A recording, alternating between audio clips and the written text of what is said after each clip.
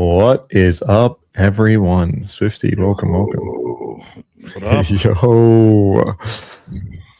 All right, I'm gonna hit share screen because I forgot to do it beforehand.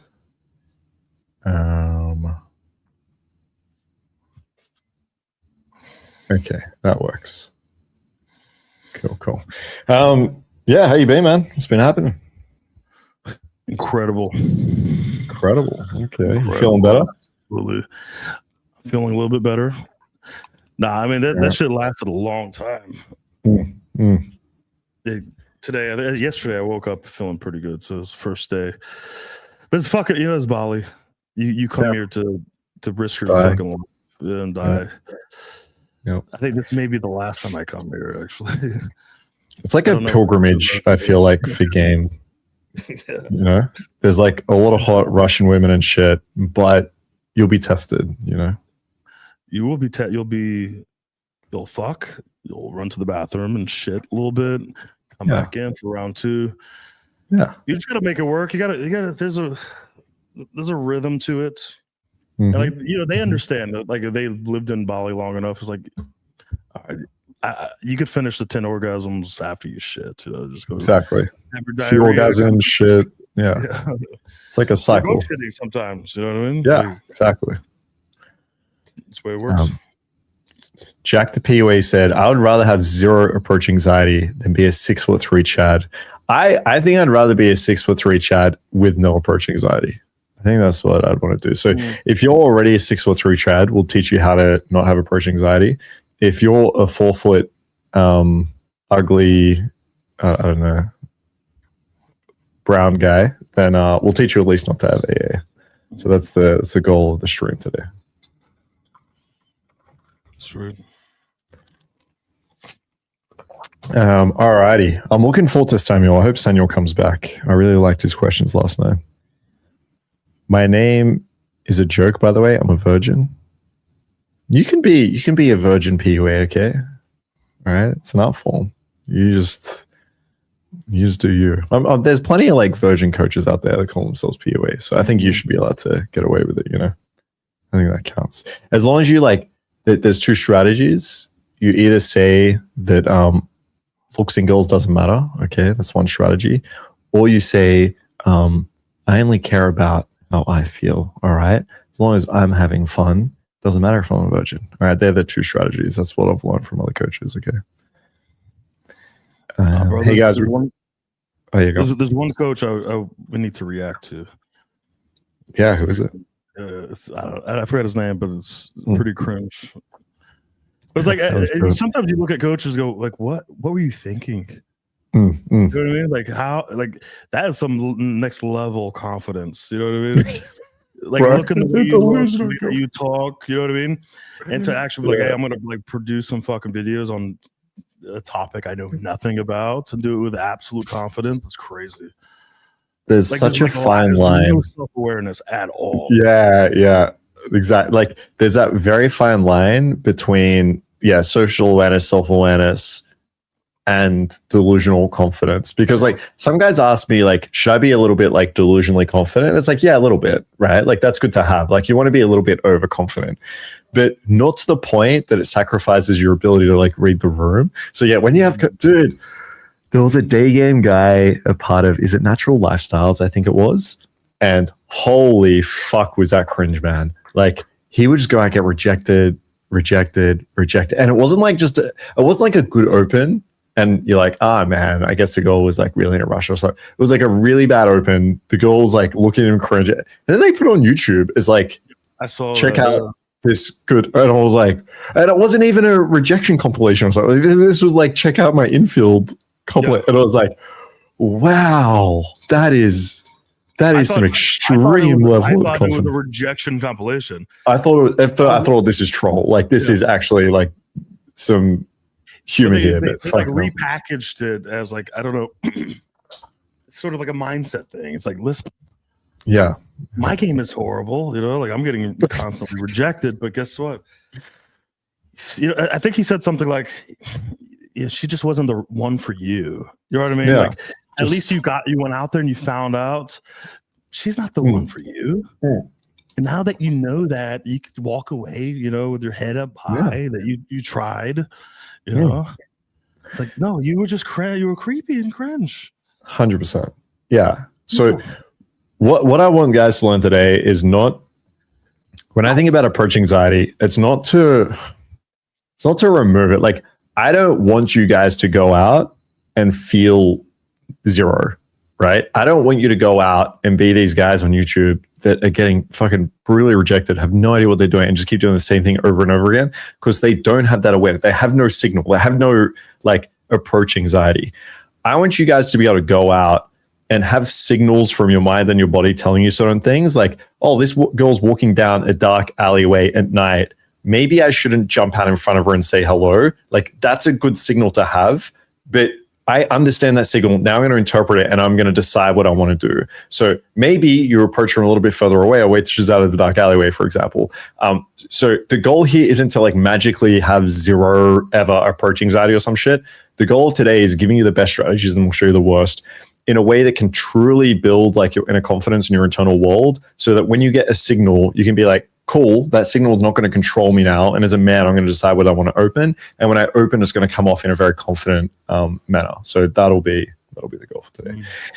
Hey guys, really loving the series. Here are a few topic ideas for you to consider. Best places to meet women and top mistakes students make. Hope those help. Yeah, that's awesome, man. I think there's some cool ones.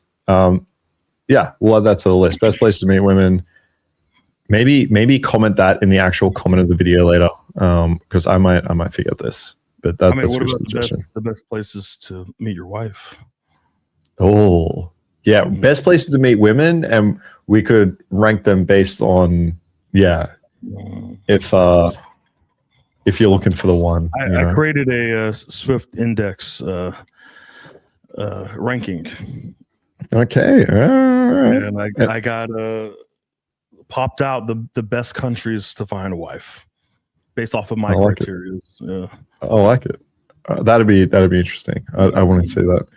Please do city tier list and tier list for girlfriend qualities. Yeah, I mean it sounds like the Swift index, right? Girlfriend qualities. Those wife qualities, but wife qualities. Okay, wife. All right. We could have a little whore girlfriend every once in a while, right? That's true. Yeah. I mean, maybe a couple of whole wives too, right? Like if you're having a few, you might as well have a couple of whole wives. I mean, come on, mix it up a little bit. Nah, I think it's a little bit too much work, to be fair. It is way too much fucking work. Jesus Christ. Yeah. Okay. Yeah. That's why I always laugh. Sometimes when guys talk about like, multiple girlfriends, multiple wives, something like that, they forget that it also requires like the framing and the work, and that like they just picture the amazing fun side of it of, oh yeah, cool, have all these wives do it. It's like, bro, like you're forgetting all the work that you have to put in to create those frames in the first place. That doesn't go away. You need to maintain this. Like you can't get lazy in a relationship with one girl, let alone a relationship with 3 girls. You really have to make sure you're not getting lazy there. Like that's it's not as easy as people I think envision. I mean, look, one wife, one girlfriend is already a good amount of work. If you want to do everything properly, correctly, you want to maintain a very healthy, good, balanced relationship, like one is already a whole lot of work. So can you imagine 4? Yeah. Maybe living with you? Ooh. Unless you had like one of them to manage the others a little bit. Like if you had help from one of them, then it'd make it a bit easier. But do you guys think AA is basically the biggest problem for guys trying to meet women through a cold approach? It's the biggest initial problem. I mean, once you get over that, then the next biggest problem is going to be like hooking, and the next biggest problem is going to be like sexualizing. Then the next biggest problem is going to be objection handling, and then it's going to be retention, and there's going to be framing and managing the relationship like we just spoke about. So there's many big problems that arise for guys new to game, or even for guys like more experiencing it. This still tends to be a lingering issue. So yeah, it's if not the biggest, one of the biggest issues that we kind of see in guys for sure. How about a 20 times orgasm techniques tier list? Okay, now we're talking. All right. Maybe a sexual pleasure tier list. We could make it a bit more broad. That's good. All right, write that one down. That's a good one. Yeah. I like that. Oh, damn. Okay, I like that. That's all right. That one I will remember. Let's do that next time. Okay. We still have a couple. Someone, as I said last time, sent me a DHV like stories or techniques or whatever you want to call, like specific ones. So we'll do that at some point. We got a few on our list, so keep sending them. I think we could do like a whole year of tier list, I reckon. Best to worst PUA tier list. That I feel like there's a mastermind thing we should do. I don't know if I want to blast that all over YouTube. We're gonna make too many people upset, but we'll see. We'll see. Alrighty. You ready to get into it, bro? I'm ready. Alrighty. This is the layout we use. Yes. Okay. Let's start with setting timers. Okay. So some of these I'll explain, but setting timers. So this is basically just the idea of I'm going to go out and I'm going to set a timer of like, let's say 5 minutes, 10 minutes, whatever it is. At the end of this timer, I have to have approached at least one goal.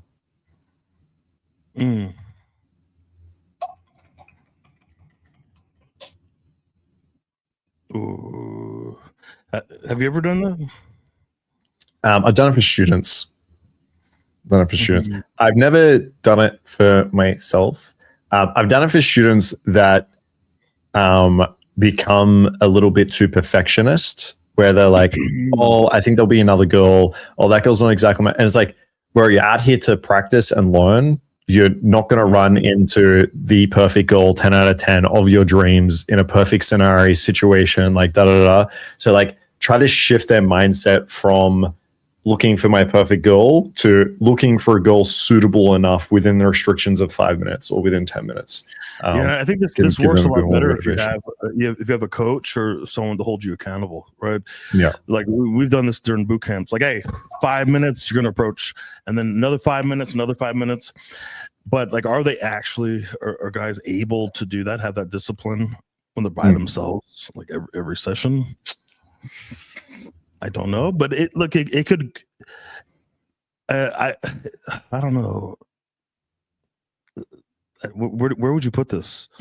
I put this something like C. I think it gives you a little bit of accountability. As you said, it'd be way better with a wing, and we'll talk about wing accountability in a sec. Actually, maybe we'll do that next. Where if you have a wing where you can say, if I don't do it within 5 minutes, then I have to give you this, or give them the $100 first, and be like.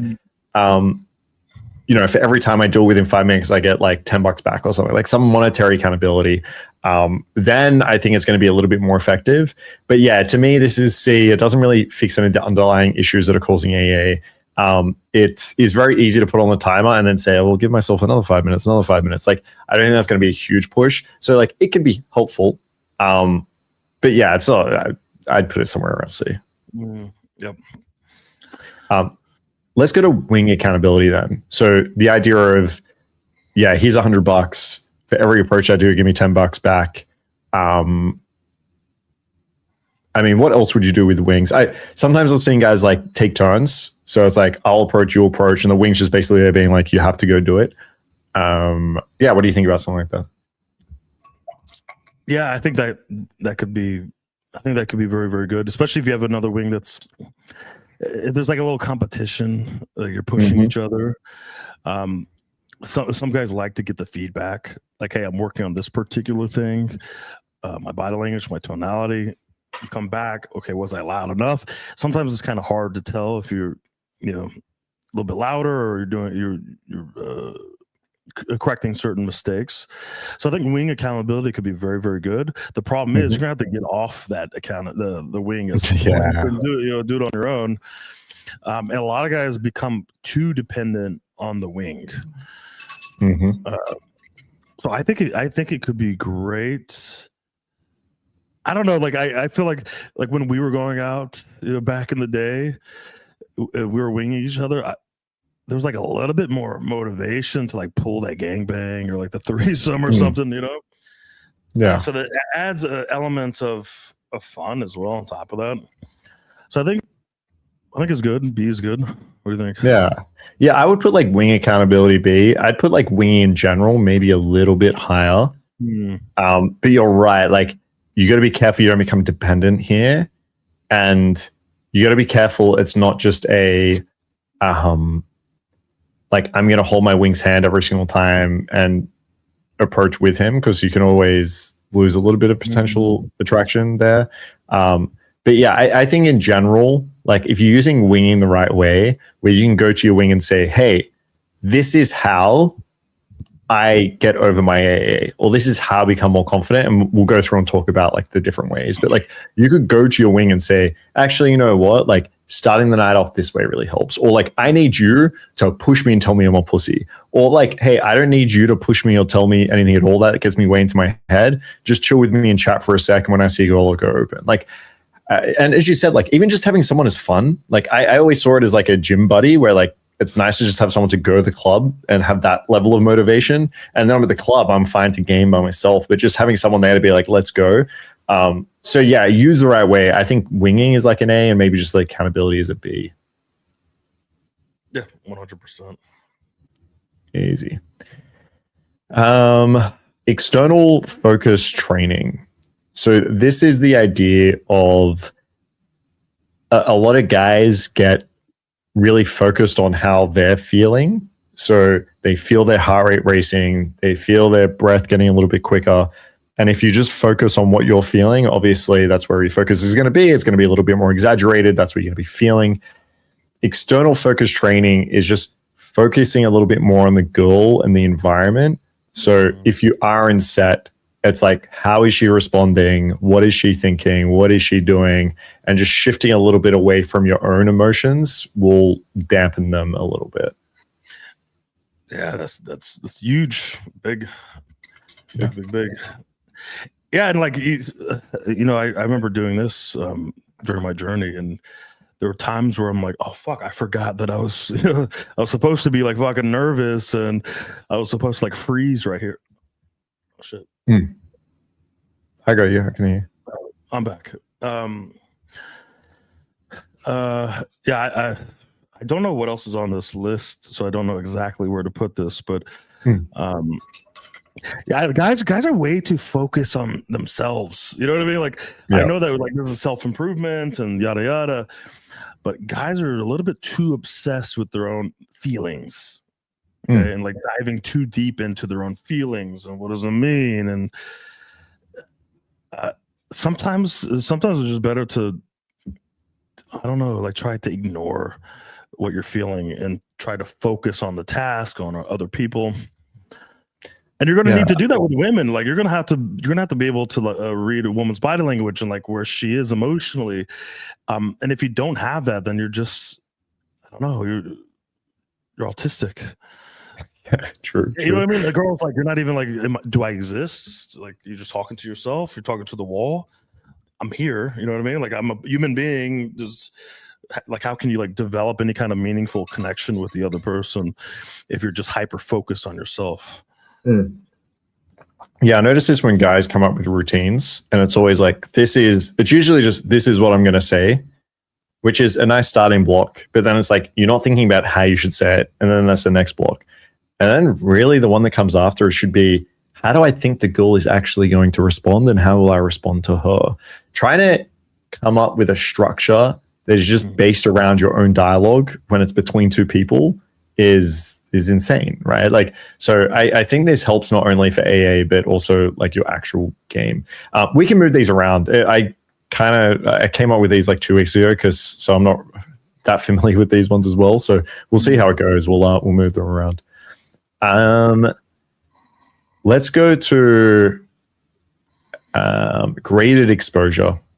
So this is what they use clinically for fear and phobias. So if you have a phobia or a spider, one of the easiest ways to get over that is just exposing you to the spider. So you'll start by talking about spiders until you're comfortable. You'll start by showing you a spider on TV until you're comfortable. They'll put a spider in a cage until you're comfortable. I don't know how far they take this, if they actually like get you to hold the spider, for example, but it's like you keep increasing the amount of exposure you have to this thing. And each stage of the process, you kind of realize that I'm okay.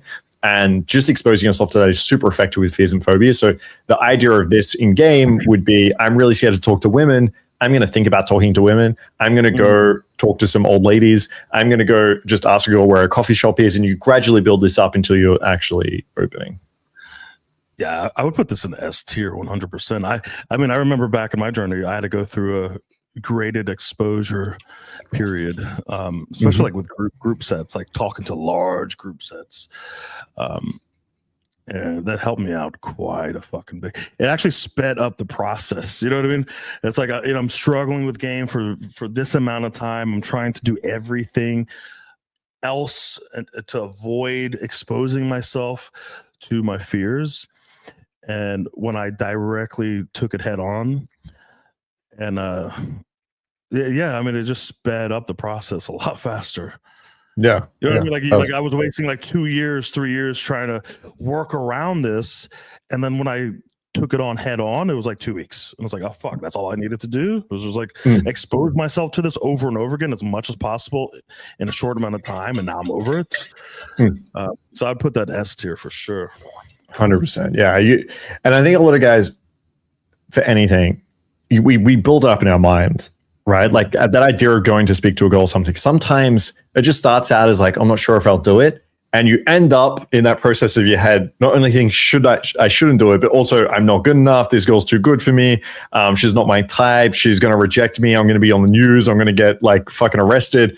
And it's like, whoa, how did that start? And then if you just go and speak to her, you're like, oh, actually, that wasn't too bad. I could just ask like where the fucking coffee was. The only thing I'd say here for great exposure, we'll talk about this maybe a little bit later, is sometimes it can negatively affect guys depending how they review the situation. So like with exposure, the whole idea is you expose yourself to it and then you reach a calm and relaxed state as you're exposed. So like if you're doing it with a spider, you wouldn't just start throwing spiders at people and being like exposure, right? Like, so as you go through this, it's important to, as you ask her where the Starbucks is, if you're leaving that situation saying that was horrible, I'm a piece of shit, everyone know, like the exposure is not really going to work for you.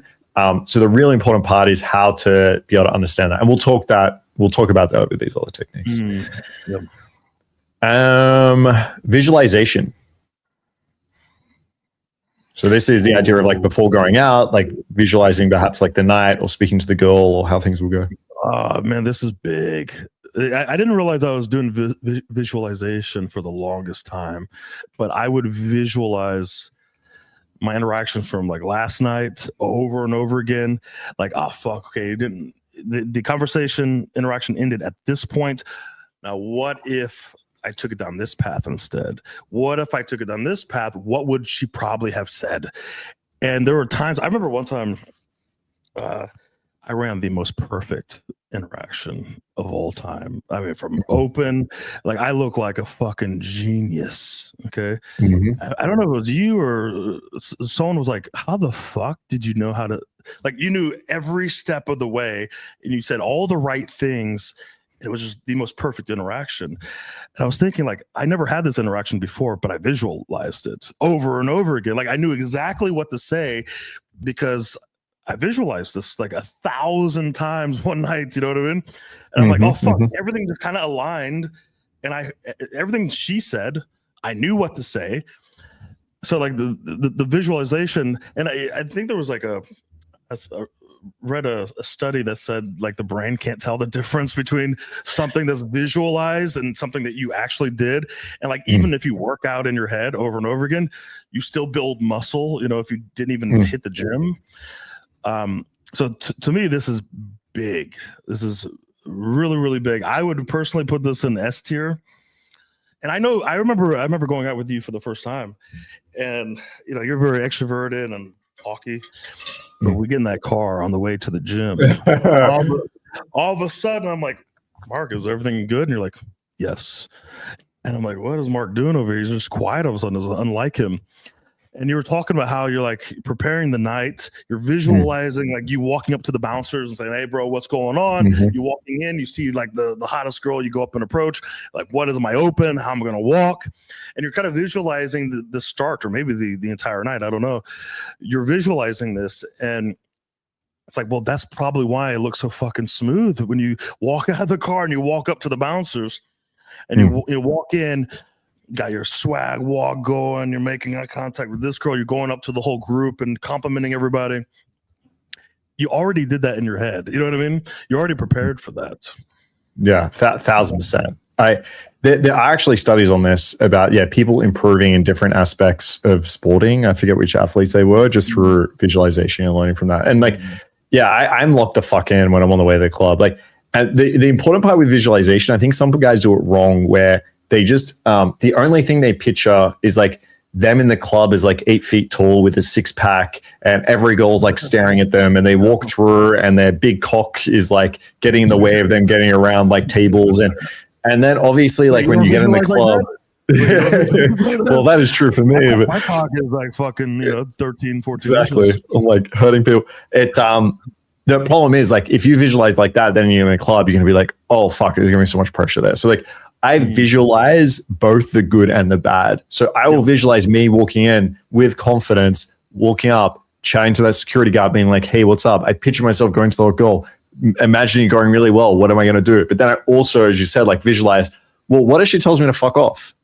Like, what am I going to do then? And then I figure it out. Like, okay, I'm going to talk to the friend. I'm going to tell like, I love your attitude, or I'm going to smile, turn away and open someone else. So like, visualization, it's honestly like the first part of the graded exposure, really, right? Like you can expose yourself to the emotions of AA and kind of get over them a little bit before you even enter the club. So I agree. I think it's massive.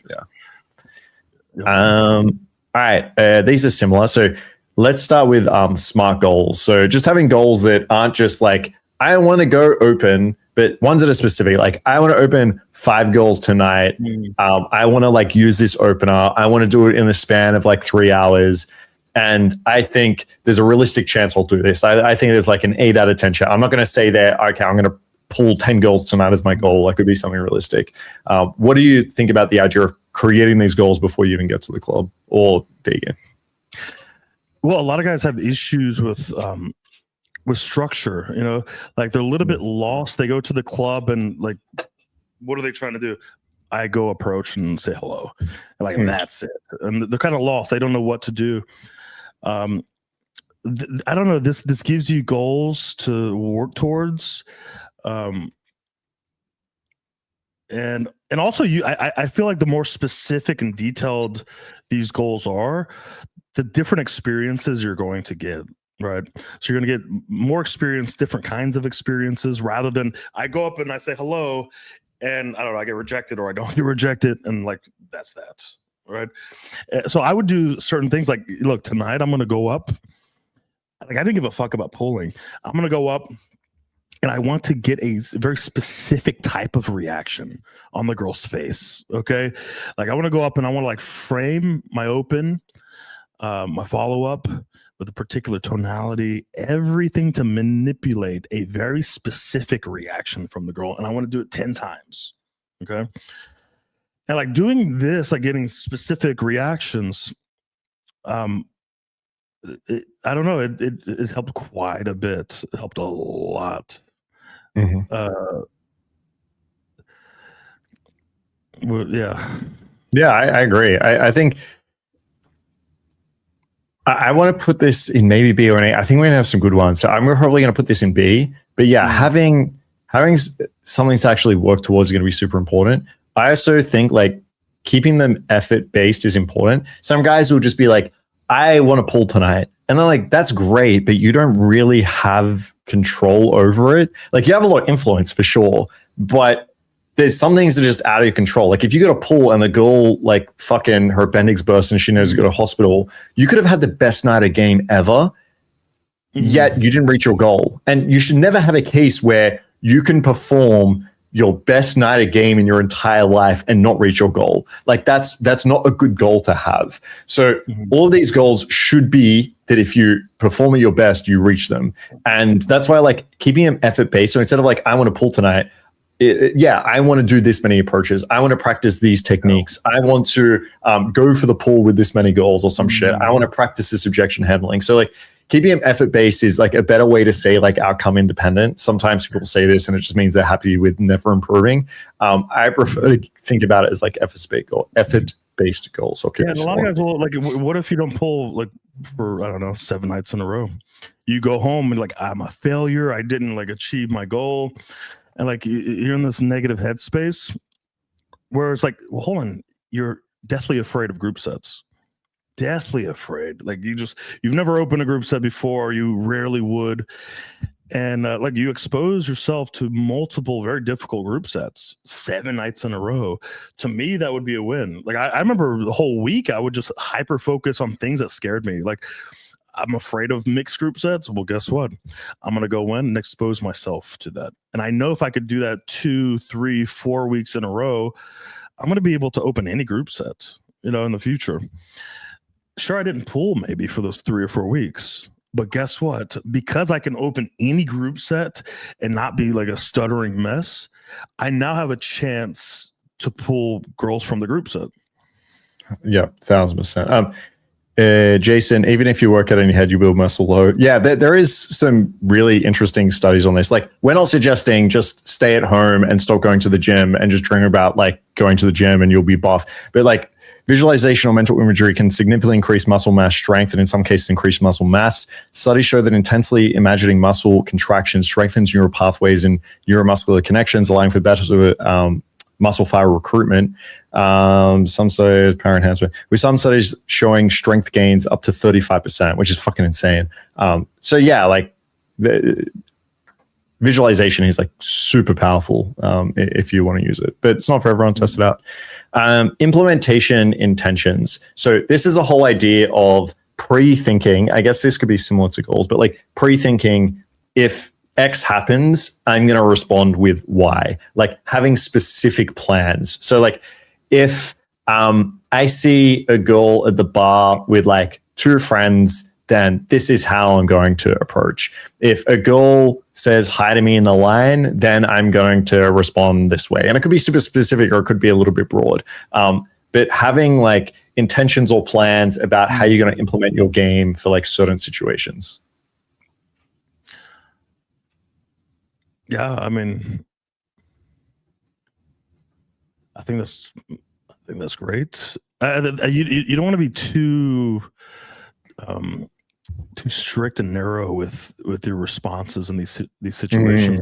Good point. But there's situations that happen every once in a while, and you may be like, I don't know, like in the moment, I'm overwhelmed and I never respond appropriately.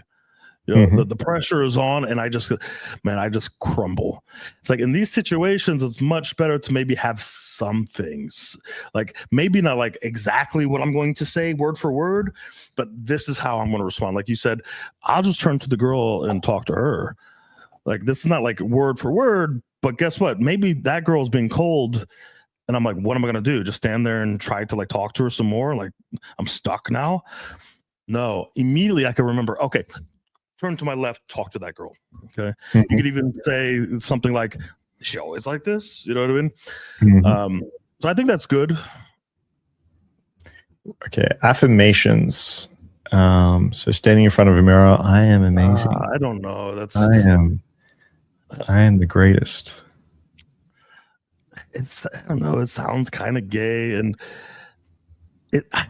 I don't know if I were to do affirmations, I would feel even weaker or something. I don't know. Yeah. Like I would look in the mirror and go, "You are good enough. You are brave." Have you listened to affirmation? Like, I would love to. I would love to. Like we're getting ready for boot camp. I walk into Swiss room, be like, "Bro, running late," and he's in front of the mirror. I am brave. I am strong. It would not. I don't know. I would feel gay and like kind of weak. Like, what am I doing? You know what I mean?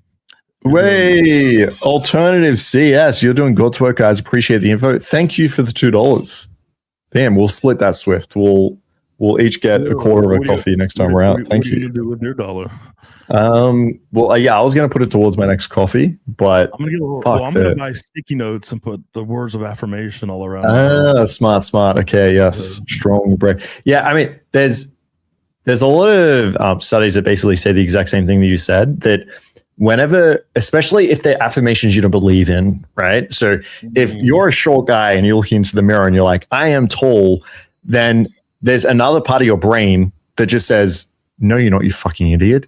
And that part becomes stronger and stronger. So like, as much as you think you're training the positive part of your brain saying, I am strong and I am brave, you're really training that negative part of your brain that's like, no, you're not, you're weak and look, you're standing in front of a mirror trying to pep yourself up, you fucking loser.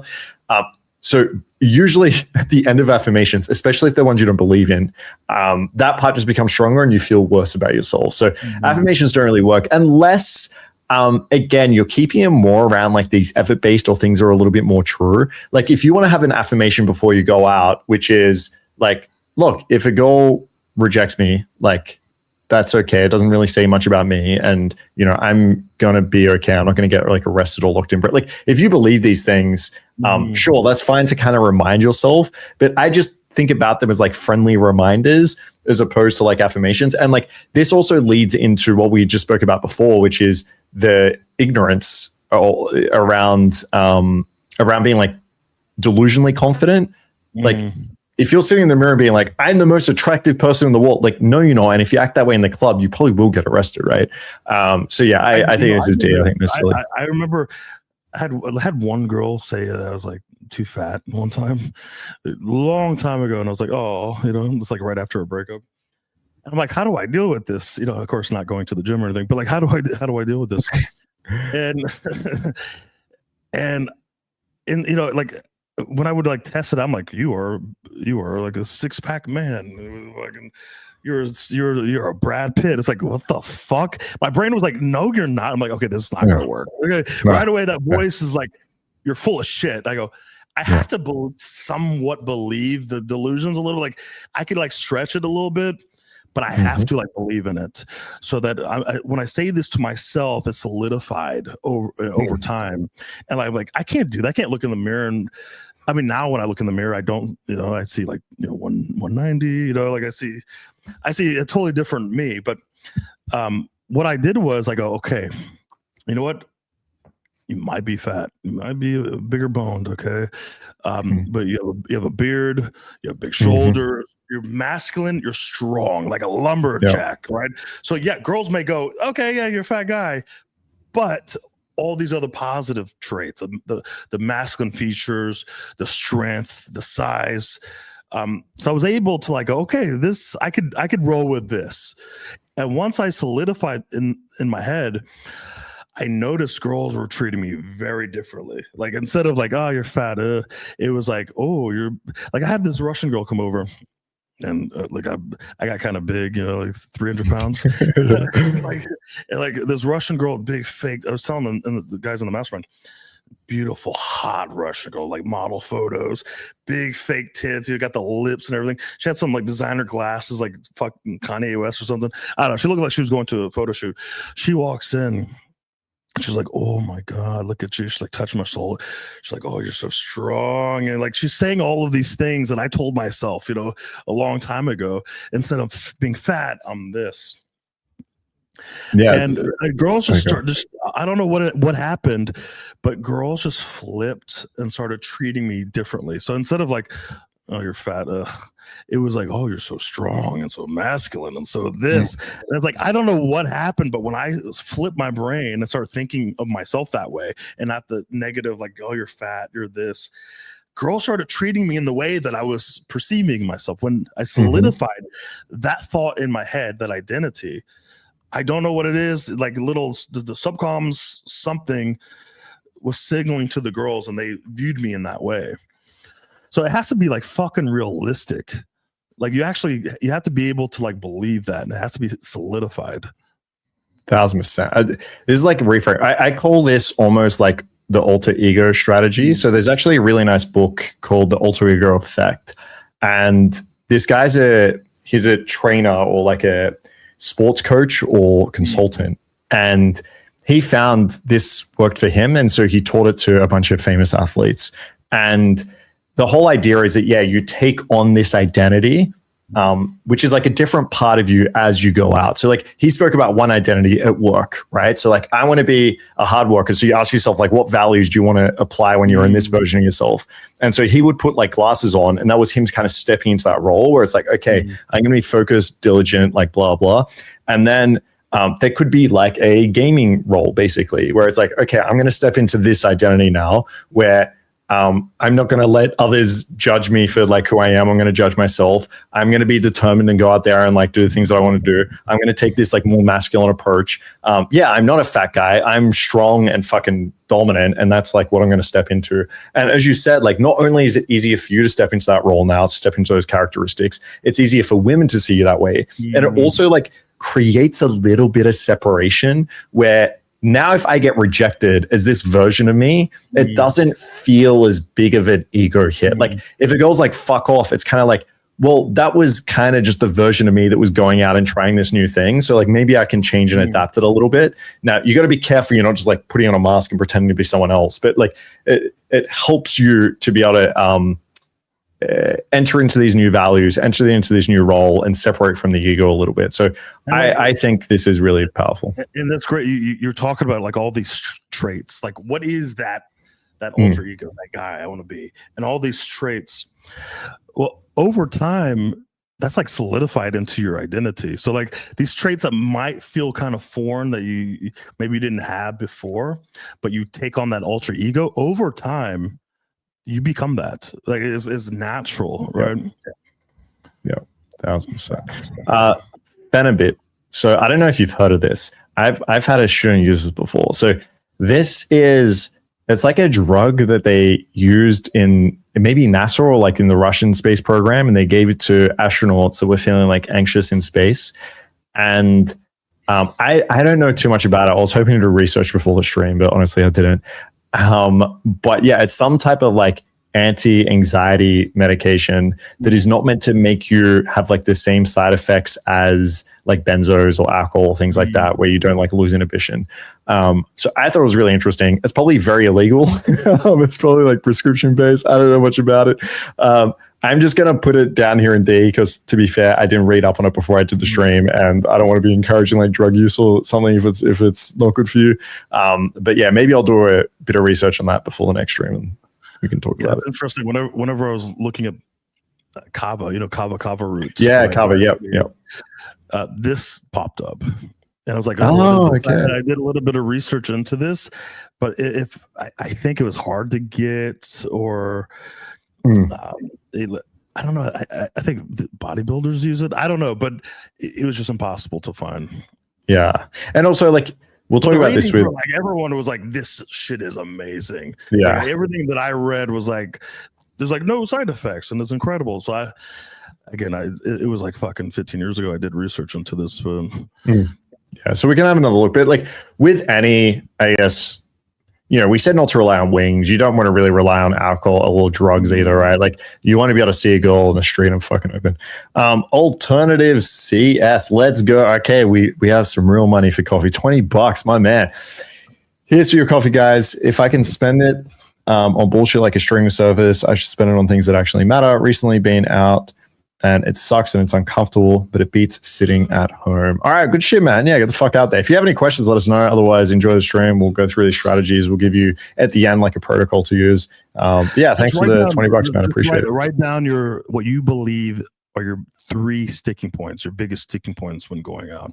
Like, why does it suck? What makes it most uncomfortable? Like, what do you think those 3 issues are? Just write it down. You can even write a little bit of context, and then we'll get to it later. Perfect. Yeah, I like that. Hey, please do a tier list for advice that women commonly give and whether it's legit or not. And also do another one for behaviors that hurt your chances with women, like nice guys' behaviors. I'll make this simple for you. Okay. Any advice that comes through. Maybe I'm more extreme. I think Mark might kind of disagree a little bit with me. I'll make it very simple. Just don't take any advice from any woman at all. That's outrageous. No, it's not outrageous. Yes, it is. If you are a lower tier man, you know what? Maybe it might be good to take advice from some women sometimes. But then it's like, oh man, do I really want to be the fucking? That's pretty DLV. Like I'm taking advice. Like maybe I need to improve to get to a particular point where I don't need to ever take advice from. It's just bad. Like, what advice are you going to take from women? Like, I don't know if she's a doctor, okay, maybe, but even then, I'm like, it's like, do you have like a male doctor to come in here? Like, can we confirm like this is the right move? Dude, I can imagine Swift in an emergency situation where there's like a female doctor that comes in. She's like, "I'll handle it." You're like, I'll be right. I'd rather bleed to death." Okay, go find a man. Mark, I've dated doctors. Okay, yes. I had one chick who was becoming a doctor, almost a doctor. One of the best medical schools, NYU, yada yada. She was a fucking retard. I don't know how she got into the medical school. I don't know. I dated a doctor who had her own clinics. Okay, big mansions. She was a fucking retard. You know what I mean? When it came to medical advice, or just retard in general, I think there's a big difference. I don't know if you're a giant fucking retard. I've met a lot of. I used to work in a hospital. I've met a lot of doctors that are retards, but they're good at their job. So. Depends what you're looking for. It makes you question things a little bit. At least you could feel a lot more secure with a man who's coming in, right? I don't know. I would say this in terms of dating advice. Most of the time, women don't know even what they want, let alone what other women want, and let alone how effective your strategy is going to be. So, like, most of the time, women are just going to say, sorry? I was going to say, women will purposefully mislead you. Okay, this is unconscious and conscious, and it could be with dating, it could be with attraction, but guess what? It could be with other things. Women will mislead you. They will lie to you because they think if they give you the truth, they're thinking a few steps ahead. Where you're like, I may not be able to get X, Y, and Z in the future if I can see this frame. Women are working consciously or unconsciously in that way. You have to understand, women will try to mislead you. Okay, they will lie to you.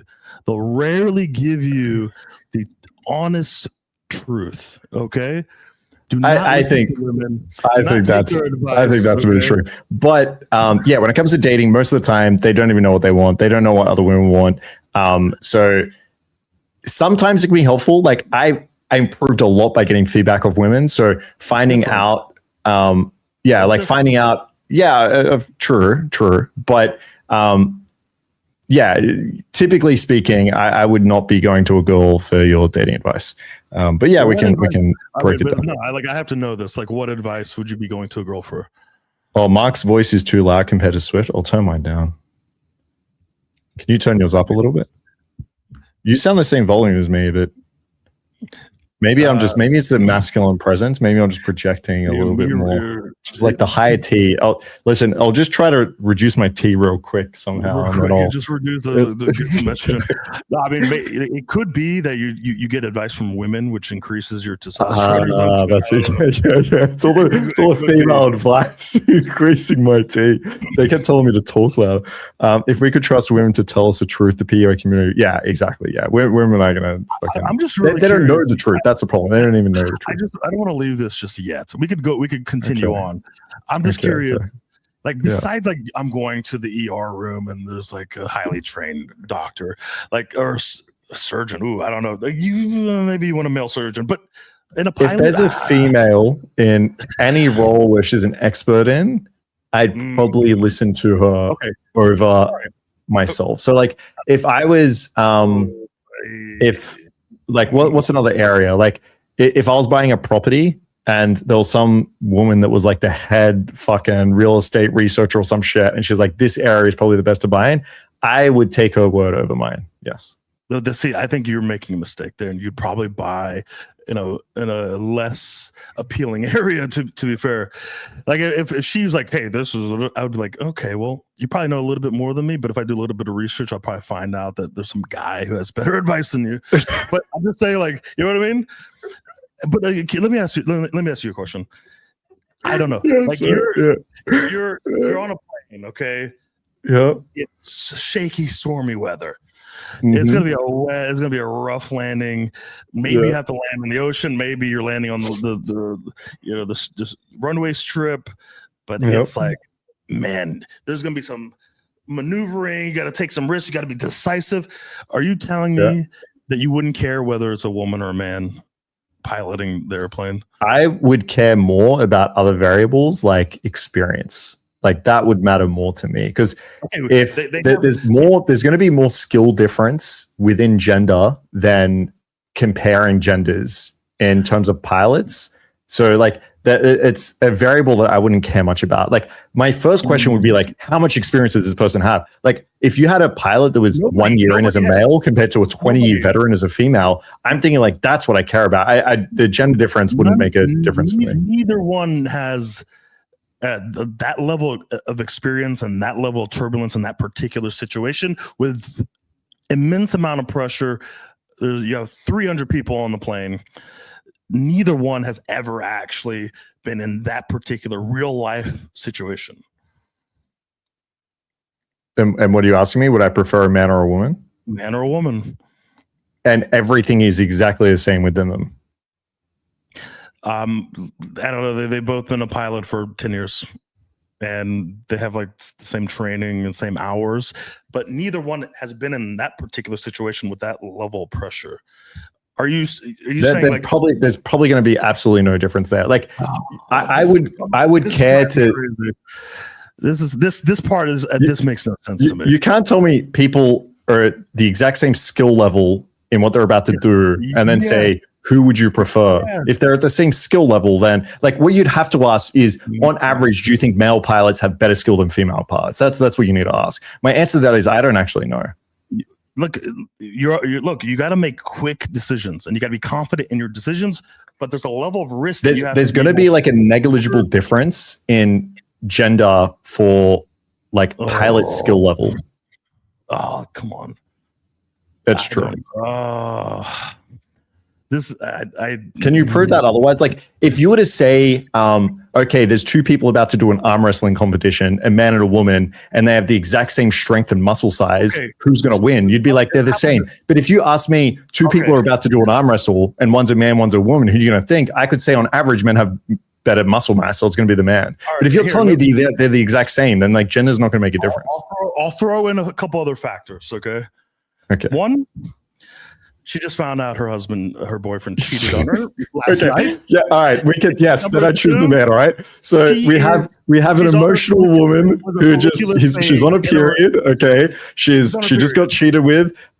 There's a guy there that like is trying to hit on her.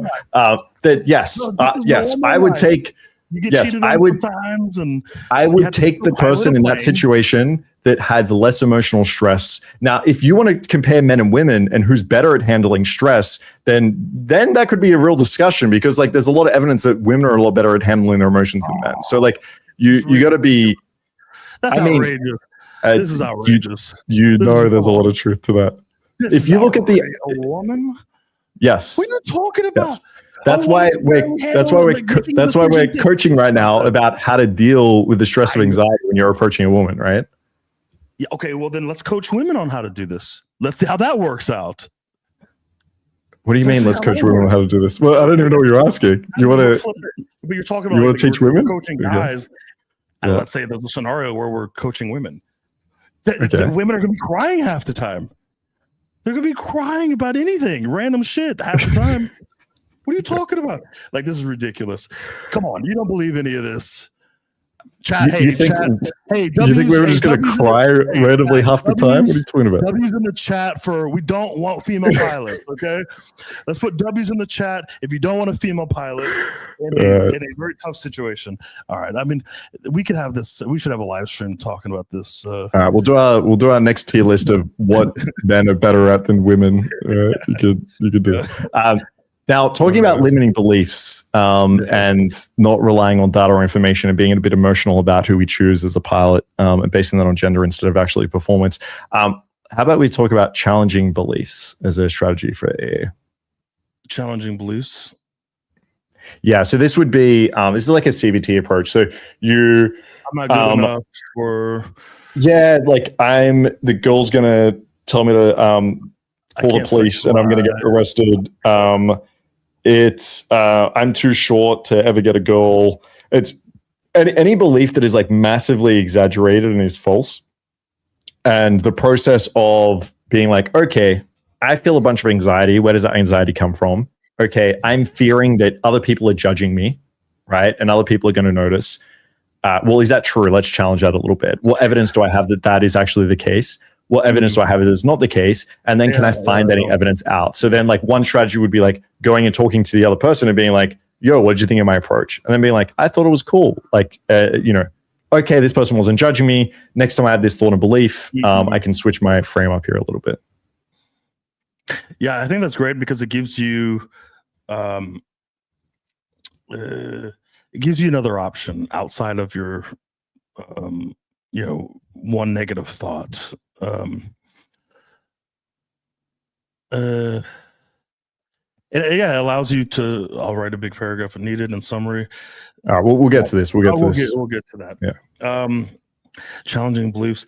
Yeah, I mean, it gives you an alternate story to run with, let's say, instead of like a very negative, damaging one. And if you don't think about that and you're just hyper focused on this one belief that you have that's very harmful, that's negative, well, it's going to be very difficult to overcome a lot of issues and improve. So at least this gives you an opportunity to find evidence against your belief and find evidence for a belief that is actually a lot more beneficial. So I think this is going to be, I think it's kind of necessary anyway. Like, I think we all have like these beliefs that are probably not optimal or really, really bad. And we're constantly, we should be constantly challenging these beliefs to find evidence against them, because we may be living a complete fucking delusion, a complete lie.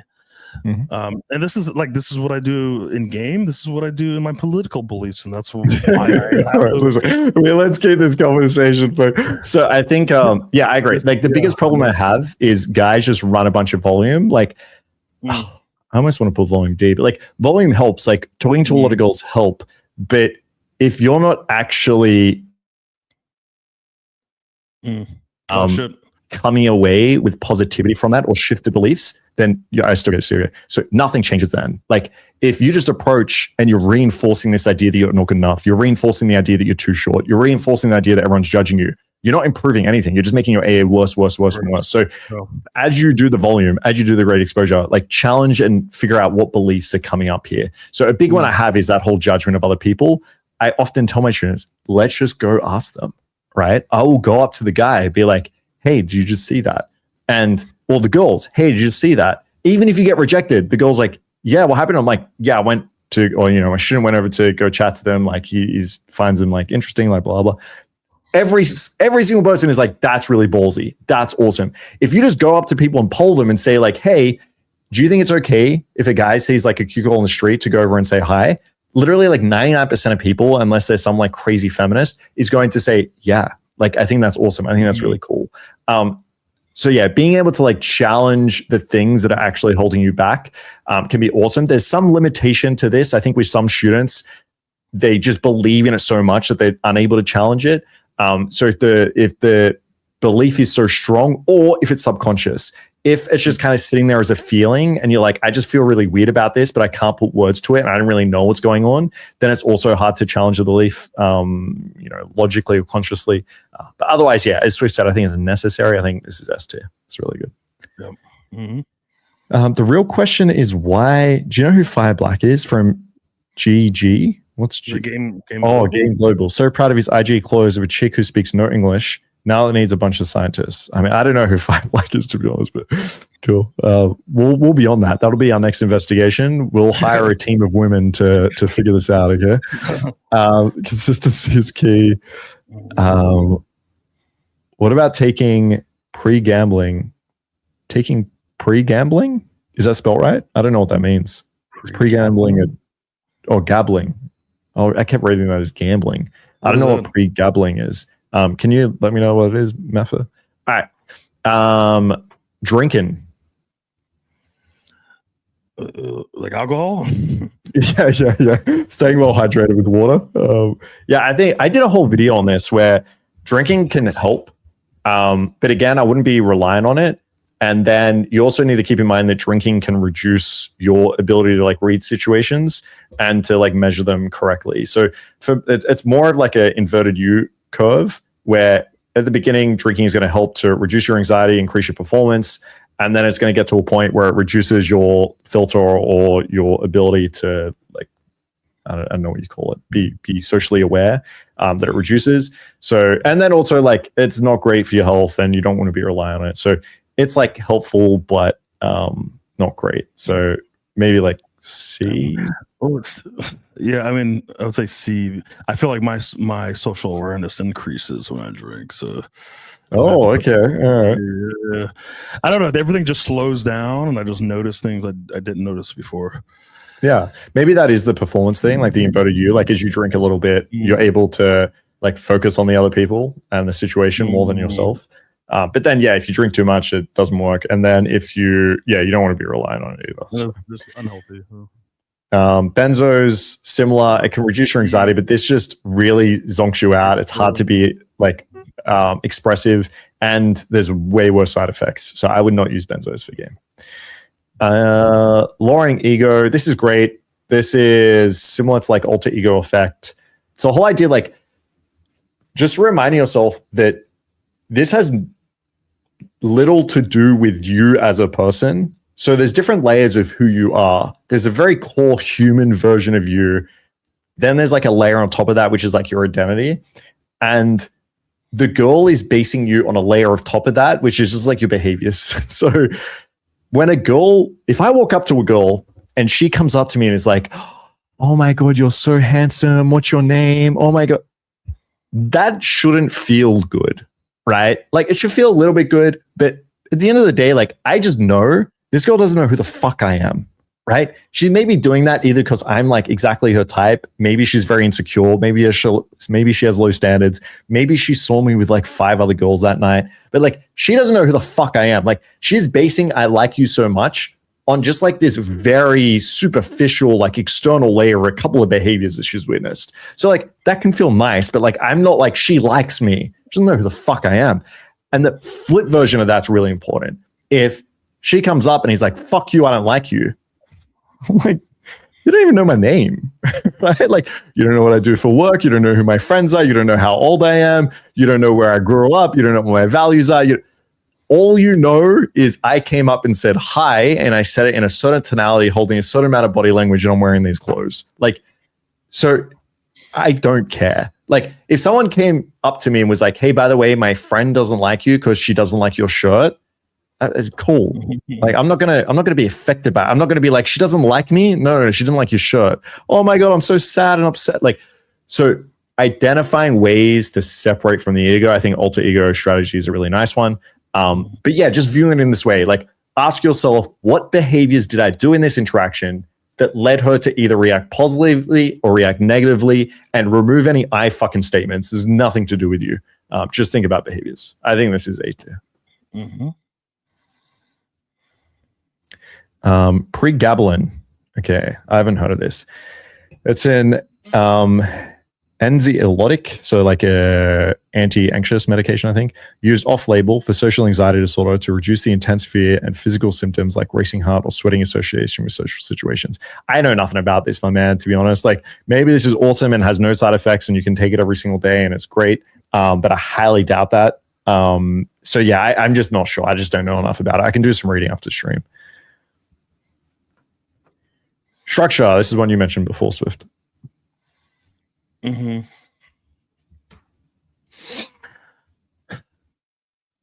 Yeah, I mean, structure like within an interaction, or structure within how you approach.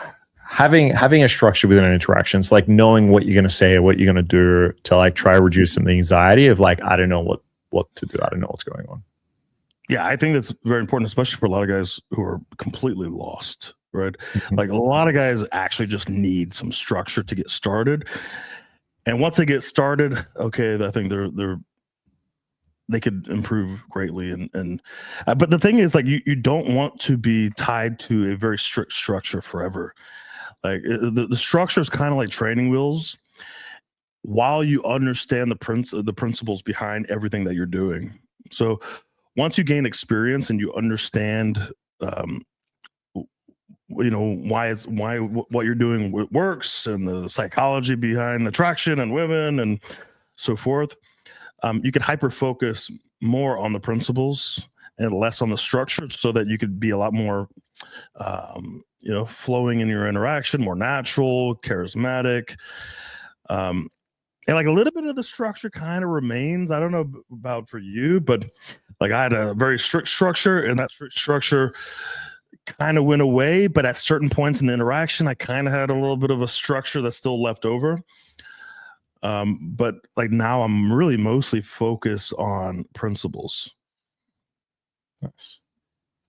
Where would you sit this, do you think? I'm thinking like B.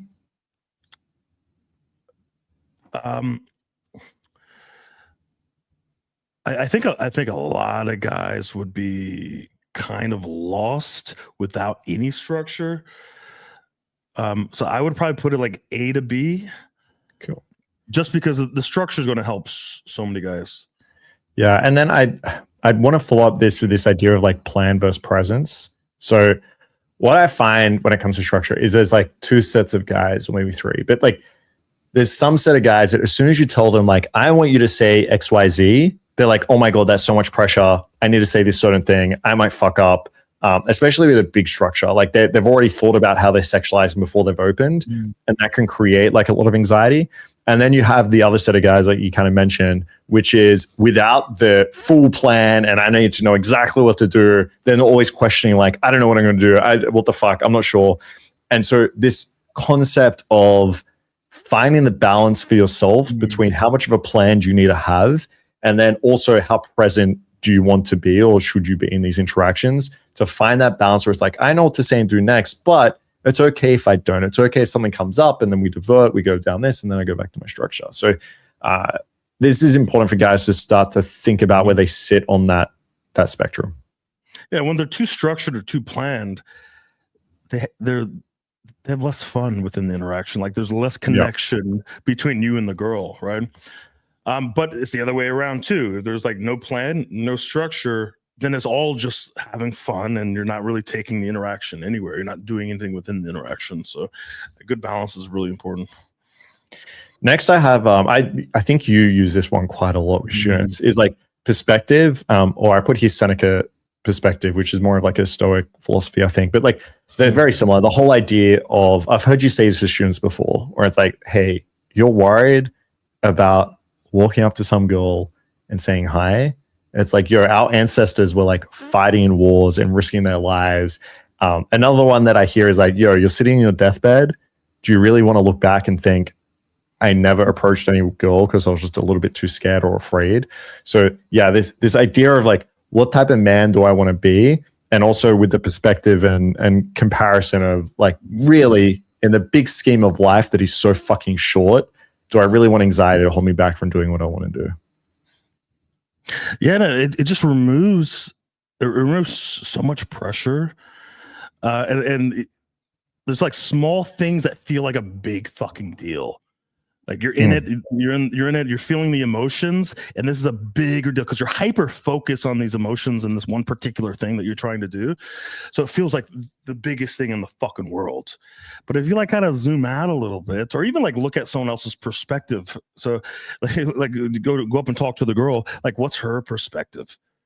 Like it's not that big of a deal from her perspective. Like maybe she rejects you, but like she doesn't really care, and she may actually like walk away going, at least he had fucking balls. That was interesting. Like, I'm glad I had something interesting happened, even though I rejected him, maybe brutally.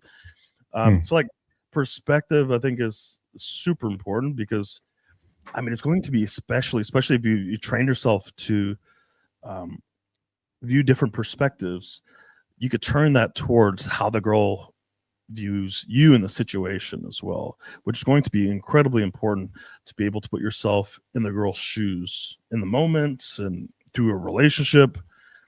I don't know. I'd be very lost if I was unable to view things through different perspectives.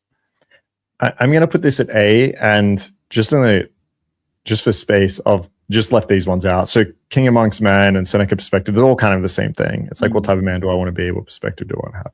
The next thing I brought up was narrative, because you kind of mentioned it, is, what does a girl think? Like, what narrative do I actually create here? And I think creating the right narrative after an interaction is honestly, I think this is one of the most important things in terms of like this trio: great exposure, challenging beliefs, and narrative.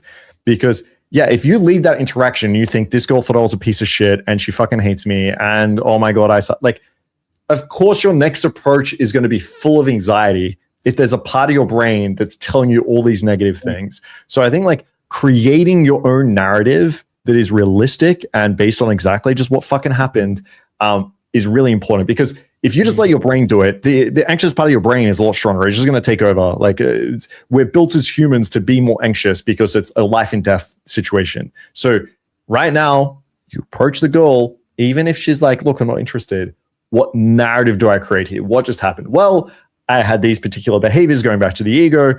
It didn't work with this girl because either she was really in a rush, or that maybe these behaviors just weren't optimal. I wasn't holding much eye contact, I wasn't projecting my voice. Cool, I can just fix these up for next time. So like the narrative, I think, is really important there. Yeah, absolutely. And it's going to really affect, like you said, the narrative that you create within that or the next interaction. And women are like, I don't know, they're like really based on narratives and like storylines and like this happened and then this happened. It's like a whole fucking like what's it called, like a story narrative. They live in like a story, you know. Like, do you remember, like every once in a while I'll tell my girl, do you remember when we first met, you know? It's like, and then this happened, and then this happened. And she's like, oh, I remember these points. Like to her, this is like a storyline. You know what I mean? This happened, and there's something bad, and we had to overcome that. And then this, it's like, to her, it's like this whole story. And it's like if you understand that, you could create these narratives with your girl to make things a lot more interesting, whether within an interaction or with your fucking girlfriend. You can make it even more interesting, right? And also, like, you know, I don't know if you know anything about Michael Jordan, but I watched his documentary. Yeah, Michael Jordan was like, one thing that made him great was creating narratives. Like this guy just created narratives around everything that like motivated him. It was narrative. He was like the king of narratives.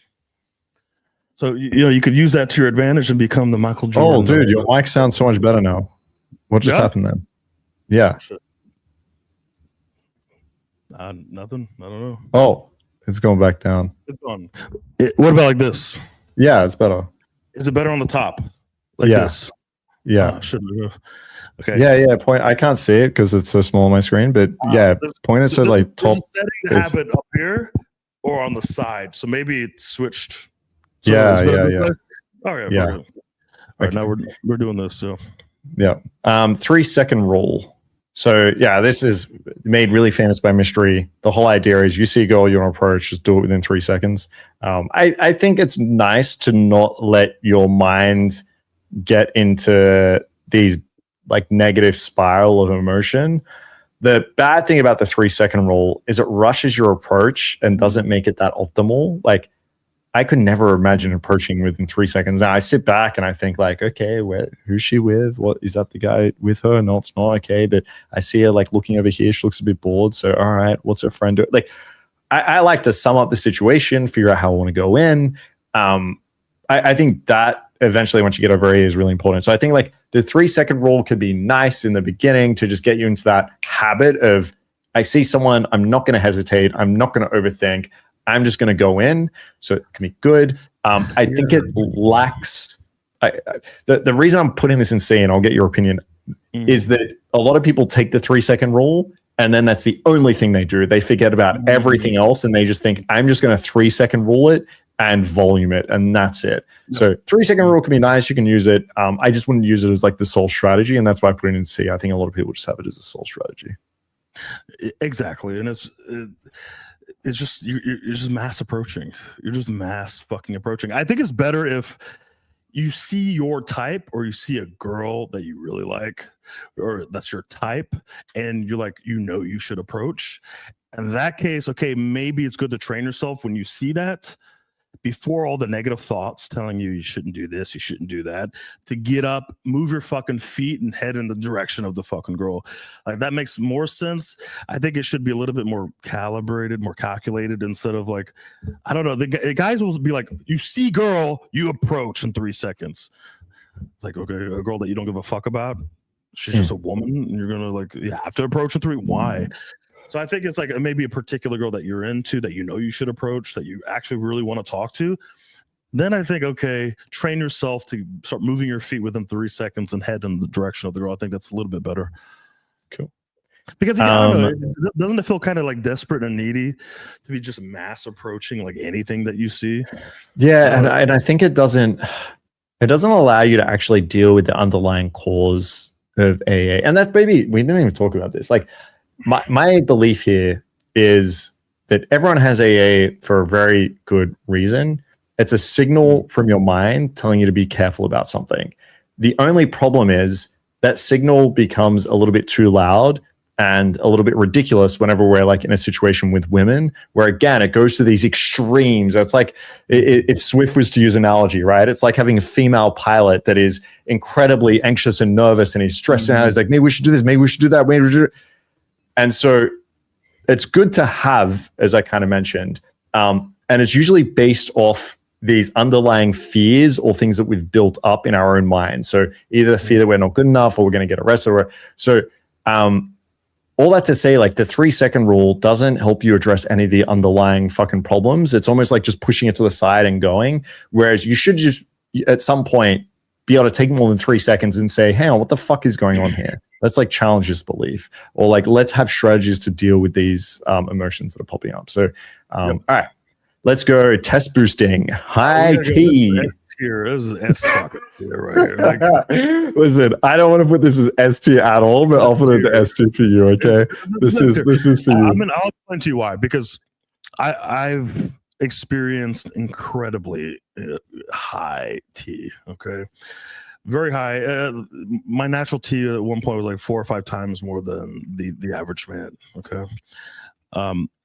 But I've also experienced very low T, where I'm on like 1,500 calories for a very long time, and my T has dropped to very low levels, like 200, 100, even 1.50. So I've had the whole range of T. And the one thing I notice in the range, I don't want to go to extremes, like say 50 when it dropped for a few days at 50, but a lot of guys are like 200, 300, 400 range, maybe 500. The one thing I noticed when my T dropped to those levels, I immediately could not make eye contact. I couldn't maintain eye contact. That's the one thing I noticed. I'm walking down the street. Typically, I look, I feel nothing. I look directly in the eyes. That's that. I was like avoiding eye contact. And when I would try to maintain it, I had to look away. And this was in the range that a lot of students are at. Okay. Now, can you imagine how difficult that is? To like, you're just looking away nonstop. You can't. I mean, yeah, that I agree. If you are low test, then fixing your testosterone will make you a lot less anxious and make you more confident, more dominant. There's a lot of evidence for that. It will help fix your mood. If you are normal test or slightly high, try to like boost it above that, like taking a bunch of roids or something. It actually, some of the research is it can make you a little bit more anxious.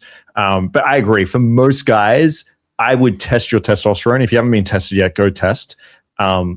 Test as in get it examined to see what level you are. And if you're low, I would look to correct that. It can have a huge effect in your life. So I think in that context, yes, yeah. Sex drive, like hey, when my T dropped to pretty low levels, like the average guy, it's just like it's hard to like motivate yourself within an interaction, because you're like, man, I'm not leading with my dick. Like I don't feel like sexual energy or sexual motivation. And I don't know, like when you have that sexual drive, there's a little bit more urgency, let's say, and you're a little bit more sexual. You have a little bit more sexual charisma. I don't know. I think this we didn't put this one in, but that's actually a good way to get motivated too, is get fucking horny. That's a really good way. Like, I'm not sure if I have this in here. Maybe I don't, but like that whole idea of that positive motivation of just getting fucking turned on, that idea of like, yeah, you know what?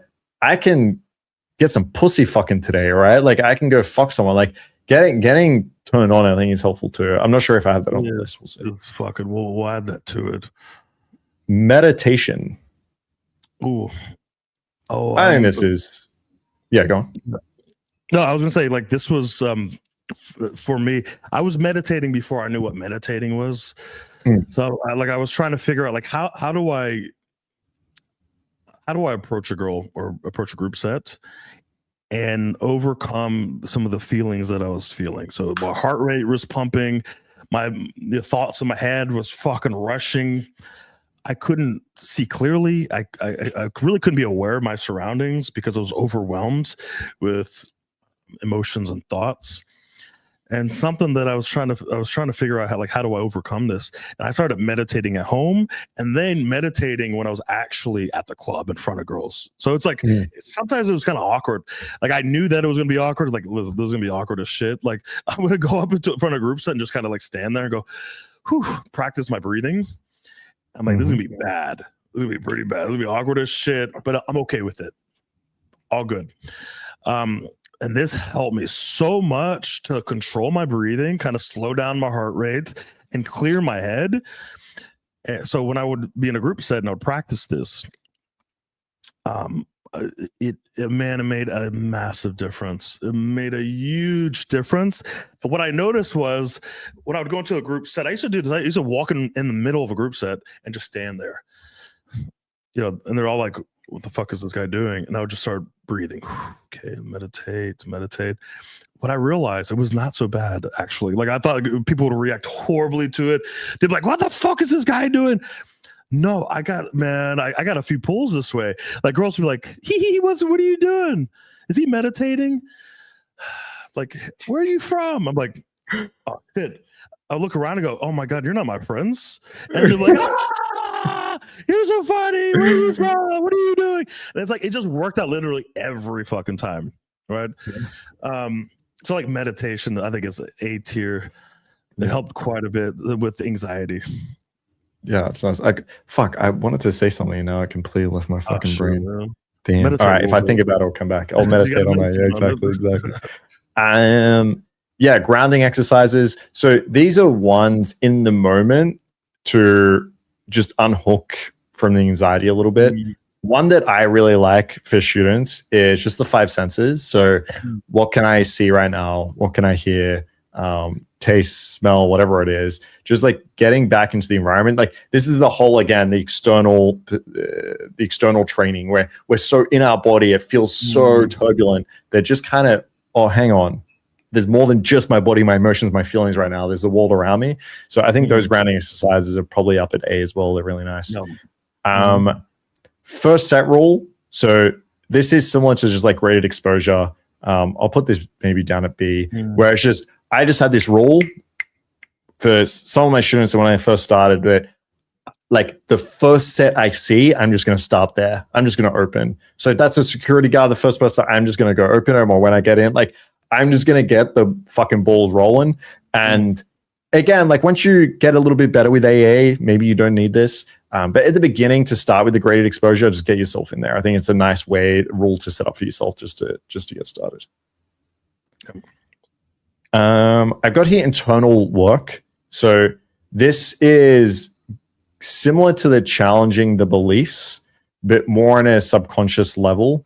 I don't have a lot of time to go into it now, but this is what I would call like parts work, but starting to think back around, okay, I have these certain schemas or these certain habits that I've built up.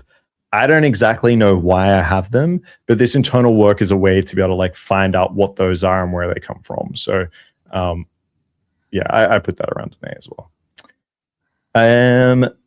Pussy scientist, Swift. Okay, so talking about science, all right, a little bit earlier. Pussy scientist is the idea that everything is an experiment. That we're just here to figure out what works and what doesn't. Yeah, I mean, big, huge. The one thing, this was like my strategy, and it helped me like remove my, I don't know, my ego or my identity from the reactions I was getting from people or from women. Right, so like rejection or negative reactions or judgment. I could always fall back and go, It doesn't affect me and my ego. You know what I mean? Like, I'm just a scientist, and I'm just trying to see what kind of reactions I can get. You know what I mean? Like, any reaction is a good reaction. If it's negative, this is like data. This is something for me to learn. And for me, that helped quite a bit, a lot. I feel like I had some of the best growth when I was able to take on that identity and kind of view myself as a scientist. I think I learned the most because, I'm not tied to any kind of like tied to my ego. I don't feel bad when I get particular reactions, and I could explore a lot more now. Right. Yeah. Now I'm like, fuck, let me test this. Let me test that. Let me explore this. And like, whatever happens. This is all good. Like, anything that happens, any kind of reactions, this is good. I'm learning from this. The really cool thing about an experiment is as long as you get data, you're successful. And I've just replaced this with lowering ego, because I think that it's like the way to reduce ego is in law of space here. Yeah. And so sometimes guys will be like, I'm not sure if that'll work for me. It's like, go test. So go try it out. Like, who cares? Like, we've come up with some wild shit. I remember once, I don't know if you're there with me, but I just thought, like, what if I just validate the fuck out of a girl? Like, just over the top, and not simpy validation, but just very confident, assertive, masculine validation. So like, for those that are like, what the fuck is the difference? Instead of being like, wow, you're like really pretty, and oh my god, hey, honestly, you look fucking incredible. All right, you look amazing right now. And then I'll be like, wait, you do modeling, right? You don't do modeling? You should. And the really interesting thing was, I got like a spike of compliance. These girls became really, really compliant, and I'm like, holy fuck, I'm just gonna keep going and keep going and keep going. And I got to a point where I'm like, dude, I could pull right now. And I'm like, fuck that. Why was if I just keep going? And then it reached like this tipping point where the girl was just unattractive. It reached a tipping point where she's like, I'm just not into this whatsoever. Well, you learned. And you know I learned. The cut off is right here. Yeah, exactly. And like, the only way I could do that and seize the success and have so much fun doing it is like, I wanted to test, because sure, I could pull and I could fuck, and that'd be fun as well. But it was so much fun seeing where that line was, like seeing what, and it also taught me, like, actually, do you know what? With a lot of girls, I can actually go in pretty validating at first, as long as, they're not got a bunch of attention and they're not like some 10 out of 10 in the club with a bunch of guys around them. Like, it could work. And so yeah, a lot of these experiments were like really fun to do. One of my favorites, you were there for some of those experiences, open looping. Oh, yeah. Oh, remember so much fun. The Australian girl that was crying because chasing around the club. Bro, oh my god! The funny thing is, like, bro, I'm gonna bring back the open looping this summer. Okay, it is. I'm gonna make some more women cry. Her friends who were engaged at the engagement rings offered a threesome if I tell her my name. Like, if you close the loop, we'll sleep with you. Okay, all of us. It was fucking hilarious. But I remember I wanted to push this as far as I could, and I open looped a girl in Vegas. Okay, the entire interaction from open to close. I have her in my bed. Okay, she's taking her pants off. All right, I'm about to enter her. Okay, with my penis, and she's still like. Just tell me what it is.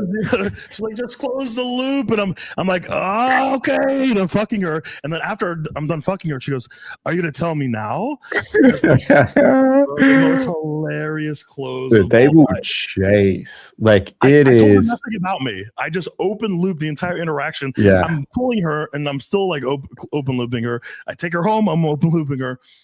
It's so fun. Of the funniest interactions. And like, it's an art form to find the balance between like baiting her enough. Because I see sometimes try to do it. They're like, I'm not going to tell you. The girl's like, okay, it's going to be like, you're going to really love this. It's really interesting, but maybe I won't tell you. Like, you need to bait them in. And then if they forget about it, fuck, you did that thing again. And like, dude, it's so much fun. The girls, like, this is the thing. The girl will literally follow you around the club. Like, the best is they really want you're like, oh, I'll be right back. And you just go hang with the boys for a sec. The girl will come after you and be like, you have to talk. So everyone, here's a little task for everyone Okay. And they go out tonight or tomorrow, whenever you're going out. I don't even know what day it is. Just walk around the club. Okay. Approach a girl or a group. Okay. And open loop them and walk away. Just lean in and say, you know what? I had something. I was going to tell you something. I don't think I could do that. I'm sorry. You have a great night. I mean, you would actually forget about it. I'm out. I got to go. I'm sorry. I got to go. I can't tell you. And walk away. Just do that. Okay. Bohemian Casanova. What is open looping? It is one of the greatest techniques that we teach. But you just don't know. I mean, you probably shouldn't tell them. No, I mean, this is a live stream. We should get back to the tier list. We're doing a tier list about approach. This isn't the tier list of the greatest technique ever to be taught in game. We'll get through the tier lists, and if we have time, at the end, and he's ready, I don't know. Maybe we'll tell him. Maybe we'll see. Yeah, journaling I think is a really nice way to be able to think about like your beliefs to create the narrative. So like this is maybe a tool to do these things. Excitement reframe. So this is again like it's important to realize this anxiety is helpful. Okay, it is helpful. You don't want to completely get rid of it. It's helpful. So like if you just see it as a way, as like a warning signal or as like a getting ready signal, like you're getting excited for this shit, like the same way, like when you see athletes go out onto a field to play fucking rugby or football or NFL, whatever you guys call it, you'll see them like hitting their chest, amping themselves up. Like they're trying to get ready. So like if I go to speak to a girl, I don't want to do it when I just rolled out of bed and I'm like, oh, fuck, hello. I don't want that. I want to be like fucking a little bit excited, a little bit amped up, a little bit like I want this. It's so hard to have a conversation with a girl where I don't want to fucking be there, where I'm winging and I'm thinking, oh man, I hate this woman. I should probably like a pilot or something. Oh my God. Like, I don't want that feeling. I want to be a little bit excited. So like when I get, if you want to call it AA, when you get that feeling of like, oh, this girl's going to be fun to talk to, or this girl looks like my type, or this is going to be interesting. Like instead of thinking about it as like, I hate that feeling, let's get rid of it. I just think about it as like, there's some excitement. And look, when girls tell me I'm nervous and I'm really, really scared, I don't know if I want to like go home with you. Like I'm really scared. I say, no, that's a good thing. That means you're excited. It means like, if you don't have this, are you going to be able to enjoy the experience? Like, how are you able to actually come if you don't have this? Do you think you're going to wait until you don't have any of these feelings? And then what's the point? You're not going to have a great experience, right? Bro, this is like undefeated framing. Like the girls go, oh, fuck, really? Okay. Yeah. All right, this makes sense. All right. Yeah. I can reframe this. I am SCMO. SCMO. So I had a student send this to me. Okay. This is what he called Swift calling me out. This is he said one of the biggest things that he'll do with AA is like the positive push from Swift and the accountability that he knew that Swift was going to fucking call him out if he didn't get, you know, his goals in. So. First, or? Actually, I think he said it was actually Swift calling me a pussy, but I just switched it to Swift calling me out. But yeah, that's obviously helpful. I've had guys ask me to make like voice notes and send it to them. Like when they're getting AA and they're like, I don't know, it's like your fucking ancestors, you know, they're Indians. Like, oh, you lower caste fucking faggot Indian. Look at you, huh? There's some high caste motherfuckers procreating right now, getting all the fucking pussy looking down at you, playing in fucking poop. You know, like they get like hyped up. You're gonna marry that bitch. Your parents are gonna pick a fat woman for you, okay? Who's gonna abuse you for the rest of your life. Pick a fat woman for you. Oh, it's gold. Dude, that's what I was gonna say about meditation. In my course, I created like a meditation series for the guys to use. So I had like an AA meditation for like when they're out there feeling AA, a meditation to actually do. So anyway, then value-driven behavior. We went through that already. That's like the effort-based goals. So yeah, thinking like, what type of man do I want to be? Do I want to be the type of man that is not going to speak to a girl? Or do I want to be the type of man that even if I feel a bit of anxiety, I'm going to go fucking do it anyway? So yeah, effort-based goals. Crab dance. Do you know what this is? No. Yeah, crab dance. So there used to be like this RSD thing where guys would do a dance pretending they were a crab to get over AA. So yeah, I mean, you just look like a fucking loser. Don't do that. Then crab dance. Fear of missing out.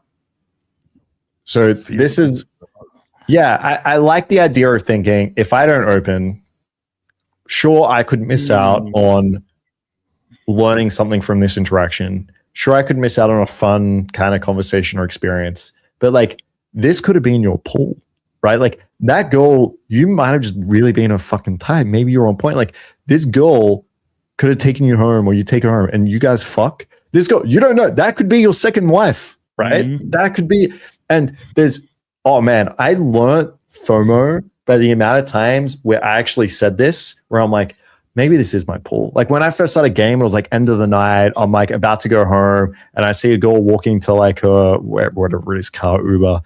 And then I'm like, you know what? Fuck it. You go over, you open, and then you're not pulling this girl. You're like, that would have never happened. And the amount of shootings, how many shootings have we had where they're like, actually, I'm feeling pretty tight tonight. I might just go home. We're like, bro, just chill with us like 30 minutes. You don't have to open, just hang out. We see you go like, dude, that's your goal. And then he pulls. We had one student pull three nights in a row. Yeah, because he didn't want to go out the first night and the second night. 3 nights in a row. Yeah. And like his confidence was boosted and it's FOMO. Yeah, FOMO. Introspective exposure. So this is the idea of just getting used to feeling the anxiety. So one way to do this is basically like when you go for a run and you're feeling out of breath and you're feeling like your heart rate going fucking crazy, that could be a nice time to be able to visualize and actually think about approaching and stuff like that. So you get used to the feeling, like having a high heart rate, stuff like that. I don't really use this. I think if you want to try it, go for it. Maybe it works for some guys. It can be something that the guys try out, I guess. No. Self-distancing language. So this is the whole idea, is like treating yourself like a wing or using the alter ego strategy. So again, instead of just being like, I fucking suck, blah, blah. One of the prompts I use for guys is, if that was your wing that just had that exact same interaction, what would you tell him? Because people now tend to be way more objective. They tend to be a little bit more positive about it. And they will be able to say, like, actually, you know what? That girl did look like she was in a huge rush. You know what? Like, your open was pretty good, but you didn't hold much eye contact. Like, that's something that should be improved. And I think like people are just way better at objectively like coaching if they distance themselves from it. So like, what would you tell your wing? I think is like a good strategy. Anxiety flooding. So this is similar to graded exposure, except kind of at the extreme. So this is, instead of going up and asking where is Starbucks and slowly walking through, this is finding the hardest set, the hardest thing to do, going to the hottest girl and fucking going and approaching. It can be awesome if you have a nice narrative afterwards. Like if you go do the fucking hardest thing and then you're able to tell yourself, you know what? That wasn't that bad. I approached a 10 set of fucking goals and actually they responded positively. If it went well, grab one of the numbers. This is a really nice way to start out your night. But if you go to do this and you approach the 10 goals and then you have a bad narrative and it was awful and horrific and you're like fucking traumatized from it, then it would have been better to just like build yourself up. So depending who you are, this could be good. This is probably C for most guys and ST for some. So it just depends who you are. Yep. Boot camp Swift. What do you reckon? S plus tier.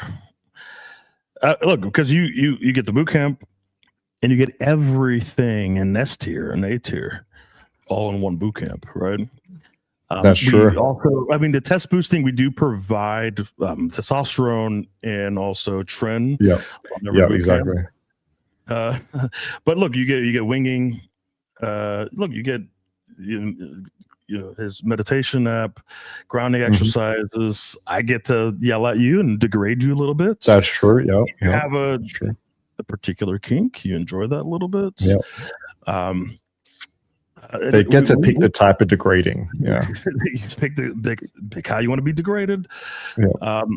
Some guys like that, Indian guys love that shit. Like the funny thing about Indian guys is they will continue to get coaching and pay for coaching, and I will just completely degrade them into 200 lays, but they'll still talk shit about me like they hate me. Like, I fucking hate David. Like, fuck David, that piece of shit. Reverse degrading. Fuck that guy. Like, they'll tell like other people, like, I fucking hate this guy. And, like, I've had so many guys like, like so-and-so was talking shit yesterday. He was like talking shit about you. Like, da. I was like, he just paid me like $5,000 for coaching. Like, so it's like, I'm okay with that. I'll be a bad guy. You can talk shit about me, but as long as you're improving, and getting the results that you want, that's all that fucking matters. I'll be the bad guy. Like, look, we look, last bootcamp we talked about visualization. We talked about, okay, hey, before we go out, this is what we're going to visualize. I think we talked like an hour about visualizations and exactly what we're visualizing and the different pathways and so forth. Man, so a lot of these things are going to be on the bootcamp. Yeah. And it really, like, we have so much time to work through this. Like, this is a really cool part because we kind of just jumped over like internal work and challenge your beliefs. Like, this takes time and it sometimes you have a blind spot around it. Like, I can't tell you how many students where it's like, what's holding you back from approaching? What are you thinking right now? And they're just frozen. They're like, I don't know. And it's like, you're never going to find that you're never going to find that out on your own. Sometimes it does take a little bit of time to explore that with the student. And sometimes it takes some time to like develop your values, right? Like, how do I want to be seen in this world? Like, I had a student on our second last boot camp who was telling me like, yeah, all my friends think this is weird and creepy. And I'm like, well, how do you see it? How do you want to live your life? How do you want to be in this world? And they're like, yeah, I think it's actually awesome. I think it's really cool. I can step out. I think a lot of my friends are scared. And it's like, awesome. So right now you're nervous and you're scared. That's cool. That's awesome. Feel those emotions. But how do you want to act? What type of man do you want to be? And then he's able to like list out the type of things and values that he cares about. He's able to describe the type of man he wants to be. And then he stands the fuck up and he goes and approaches. And then he can come back and we can be like, how did you feel about that? Right. And we can start working through the narrative. So like, this is a process that on a boot camp, you just have so much guidance to be able to do. So you can get to the end of the boot camp and have that social freedom to just say like, okay, now the next time I see a girl, I know what to do. I know if I need to, either just like reduce my emotions a little bit, to challenge my thoughts, to take the 3 seconds, to give myself a bit more time. You're gonna have that structure to actually know what you're doing. So yeah, I mean, honestly, if you want the best way to actually deal with approach anxiety, it's going to be having the time on bootcamp to do so. But if not, I mean, you can still apply all these things. You can try, it would just take a bit longer, but you can still apply a lot of these things. 100%. Alrighty. Then we have environmental selection. So this would be finding areas that are just going to be easier for you to approach and less anxiety ridden for you. So yeah, if you're the type of guy who's really worried what people think, then maybe start out in an area where there's not a big audience. If you're the type of person that finds during the day like really intimidating, but at night when everyone's drinking, it's a bit more easy for you, then start off with those environments. But again, similar story to everything else, don't become reliant. So I'll put this as a C, find an environment that suits you a little bit more, but you need to be able to test out all the environments. Yep. And then last one, state routine. So this is pretty broad. I think our students send this to us. I think there's just like ideas to get into state before you go out and open. I don't know any others than I guess like visualizing and going through like the limiting beliefs you might have and, grounding exercises. So maybe this is more just a broad thing. I don't know what to say on this, to be honest. I mean, I think the best state is horny. Okay. Like, true. This can be a horny one. Yes. When I am horny, my dick is just hard. I go out, my dick is hard. I'm horny. I start to visualize the different kinds of pussies I could see. You know what I mean? Like, like I'm thinking, all right, do I want like small, petite, skinny? Do I want voluptuous, curvy, big booty, small booty, big titties, bratty? Do I want to smack her around? Do I want like soft, sweet? Like I'm just thinking about like the different flavors, like what I'm in the mood for. And I don't know, that kind of motivates me a little bit, right? That gets me into states. It's like I'm horny. This is the flavor I want. I'm going to go look for that. Like, what other state do I need? That's I do. I love that so much. Yeah. Because I think too many guys, and this is an RSD thing, they feel like they need to be in a certain state to be able to open. And what that state usually is that time at the end of the night where everything's going really well. You're so positive. You're feeling on top of the world. And then they think like, I can't open until I get there. It's not going to happen. But I think like this is super realistic where you can just be like, I'm going to get motivated. I'm just going to get a little bit turned on and like ready. That's awesome. Like you don't need to be in this 1,000% confident state of mind, like because guys rely on that then, and then they judge themselves and they think like, well, I'm not in a state I can't open, and there's more anxiety that gets attached. Like, so what are we trying to like? really You're going out to pool. What are you trying to do? You're trying to build sexual attraction. You're trying to fuck. You know what I mean? Like, I feel like guys just remove the whole sex part out of the equation like completely, which makes no sense to me. Makes no sense. It's like guys aren't even thinking. I'm like, what do you think about like sex? Like, oh, sex? What sex? Look at the girl. Like, what do you see? Like, do you like anything? Like the big titties? What big titties? Like, it's like, what the fuck, man? Like, what are you doing? What are you doing? What are you like? How are you supposed to like get and have that sexual charisma and get her horny and get her going, take her home and do the foreplay and get excited about like this tiny little pussy you're about to see? You know what I mean? Like, how, if you're just like autistically, logically going, hello, would you like to go back and see my Mario Kart or whatever? You know what I mean? It's like, you have to be a sexual man. Yeah, you have to find that in you. And look, I understand like the pressure of like approaching and all of this kind of clouds that a little bit, right? It kind of diverts away from like your sexual feelings and focuses more on like it's more negative feelings or thoughts. But that's why you got to bring it back. Like when I see girls, what I'm thinking when I'm in the club, I'm thinking, she's trying to portray herself as a good girl, and I'm not falling for that shit. I goddamn know she wants to get fucked in the ass. Okay, she wants to be held down and face fucked. She's like, oh no, this is so horrible, but she's gonna be thinking about this for weeks and weeks and weeks after. This girl, I guarantee she wants to be put in a cage and pissed on. I just know it. You know what I mean? Like this girl loves anal. This girl just loves sucking dick. This girl loves cum. She has a cum fetish. This is a brat. Like, this is all I'm thinking about when I'm looking around, okay? And not in like a, maybe partially as like the sexual object, but like also as like, I understand her kinks, her fetishes, like what she's into. And I could go in, look at her eye to eye and go, oh, I know what you're into, and talk to her in that way. Like maybe not verbally directly yet, but when I look at her, I'm looking at her like I get you, like I know what you're into. And she feels like there's like I'm communicating something with her a little bit. And when I get to these sexual topics, we can now like talk about these a little bit more open. You know what I mean? It's not like awkward and weird. And she could be like, oh my God, how did you know I like to get pissed on? Like, what the fuck? You know? It's like, oh, when I first saw you, I just knew you love being pissed on. I get hyped up. I get into this shit. You know what I mean? And guess what? Yeah. When you go up and you're talking to the girl, you're not like, I don't know, like fucking asexual. You know what I mean? Like you're talking to, you have a little bit of that sexual charisma, and like that, the way that you look at them is kind of sexual. Your tone is a little bit more sensual, let's say. How do they feel about that versus like this, like sort of logical, autistic, asexual energy? They feel the sexual vibe. They go, okay, this is a sexual fucking guy. I could banter, you know, back and forth with this guy. You know what I mean? And I'm kind of getting into this a little bit. I think something that everyone can go and practice is that like the next 5 approaches you do before you open, ask yourself, what is this girl's kink? Right? Like if I was to fuck her right now, right? She just rips all her clothes off and says, fuck me right now. How would you fuck her? So either like what your kink is with her, or how do you think she wants to be fucked?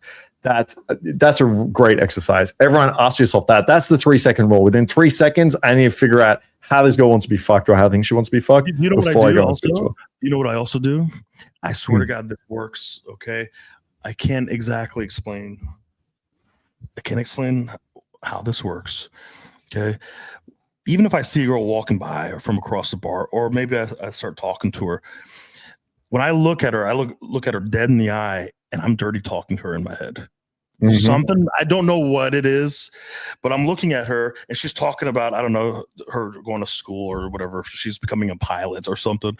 And I'm like looking at her going, oh, I'm gonna fucking destroy you. Oh, when I get you home, it's fucking over. You're not gonna be able to fucking walk. I'm gonna put you in a goddamn fucking wheelchair. Like, I'm like dirty talking her as if I'm speaking to her telepathically. I don't know what it is. I feel like these girls just understand what the fuck I'm saying, what I'm thinking. Somehow, some information is transferred over, and she kind of understands the vibe of my thoughts. Okay, and I've gotten feedback where the girl felt like, I just knew that you're gonna fuck me. I just knew you wanted to fuck me. And it's like, is that a bad thing? You know what I mean? Like they enjoyed that because you're not direct. You're not going, I'm like, hi, I want to fuck you. There's something like mysterious, like behind your eyes, where they have to kind of like figure this out and come to that conclusion. Like, oh, this guy is thinking about fucking destroying me. Like, if I go home with him, if I go here or there with him, oh man, he's gonna fucking, he's gonna take very good care of me. You know what I mean? I don't know. So like that could be an exercise. Like you just ask her a few questions. You just look at her and dirty talk her in your own head. This magic happens. Do it, guys. Do it. Let's go back to alternative CS. So he said, I'll write a big paragraph. Number one, thinking I'm not good enough. This is like common with almost everyone, right? Like there's going to be some voice in your head. It's some version that just says like, you are not good enough. Well, can I just real quick? Yeah. Go. Very easy and simple that you could do. Yeah. Please. Not being good enough. Just remember there are women pilots and women doctors. Okay. Just remember they sent women into space. I mean, most of them died. They'll burn to death. But also remember, they sent a monkey, a dog, and a woman to space. Okay. Just if you ever feel like you're not good enough, just realize there's some woman flying a plane. Okay. They allowed a woman to actually fly a plane. And if that's not like, I don't know, motivating enough, you know what I mean? I don't know. There's something about that just like, wow. Like if a woman he said he's a student pilot, so this is really working. This is good. This is perfect. Okay. Yeah. I mean, I don't know about you, but like, this is kind of like one of the things that I think about. Like, I'm not like, I love women. Like, I'm not like, I talk about women in a particular way, but it comes from a different place, like a loving, caring place. Like, I don't want you to fly planes. Like, you know what I mean? Like, just, you know what I mean? Like, be happy, stay inside, like cook and clean, take care of kids. Like, just be feminine and happy. Like, you don't have to fly a plane and put yourself through this. So it really is coming from a place of like caring and understanding, but it may be like perceived as like misogynistic or woman hating or like you're above women. And I think to a degree we are above women, or at least I am. You know what I mean? And I don't mean that in like a bad way, like women have no value or something. I don't mean that. I just like look at potential as well. Like our potential for like, I don't know, just consciousness and like self-awareness and like controlling our emotions. You know, actually like building a spaceship. Women can't do that. I mean, they put monkeys and women in the same spaceship that men built. Like fucking what's his name? The Jeff That's Bezos. true. They didn't send any men to Katy space. Perry That's into true. space. You know what I mean? Like the Katy Perry is not building a spaceship. Anyway, what I'm trying to say is, what was I trying to say? You were trying to say that Katy Perry's not good at anything, and she has no money or fame, and she can't even sing or something. Yeah. But guess what? She could sing at home while she's cooking and cleaning. You know what I mean? Like, true. Yeah, Katy Perry would be happiest at home singing. Why is she on a stage? Someone get that woman off the stage. What is she thinking? Like, oh no, this is crazy. Listen, even she said, right? She kissed a girl and she liked it. All right, that's get her in the kitchen. Okay, number one. What is she doing kissing women anyway? Exactly. You know what I mean? Thinking I'm not good enough. So yeah, that's nice. That's one mindset to have, that Katy Perry should be in the kitchen. Maybe that helps with this. But yeah, this is like a common thing. Again, like your mind is just trying to warn you and tell you these things. So like when that comes up, there are some strategies you can use here. You can kind of challenge that belief. Do I actually have evidence here that I'm not good enough? Is there any value in myself? You could dive into this a little bit deeper with the inner work. You could find some grounding exercises. So like, yeah, cool, I feel that, all right, but then I'm in this space, I see and hear these things. What type of man do I want to be? So you can apply a lot of these strategies to it. A lot of this will require some back and forth work. So Alternative CS, I don't know if you're in the mastermind. I don't recognize the name, obviously, like Alternative CS isn't your real name. So if you're in the mastermind, just shoot me a message and we can talk about it on our next live stream.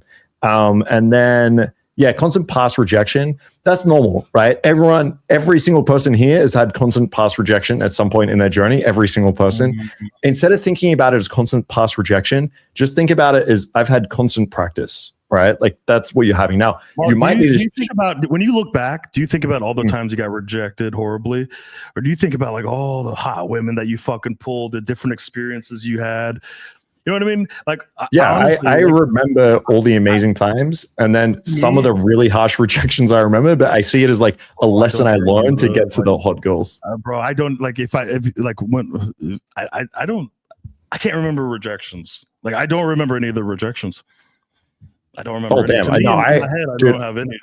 I don't know if you remember my rejection, but there was one time at Ivy where I had 2 Swedish girls that I was pulling for a threesome. I already fucked one of them, and they're both like incredibly hot. And I was walking with you and Alex, and the 2 girls were just walking like 10, 20 meters behind me. And I remember you telling me, you turn around, you're like, you're not going to walk with the girls? And I was like, nah, fuck it, they'll follow. I was like so cocky.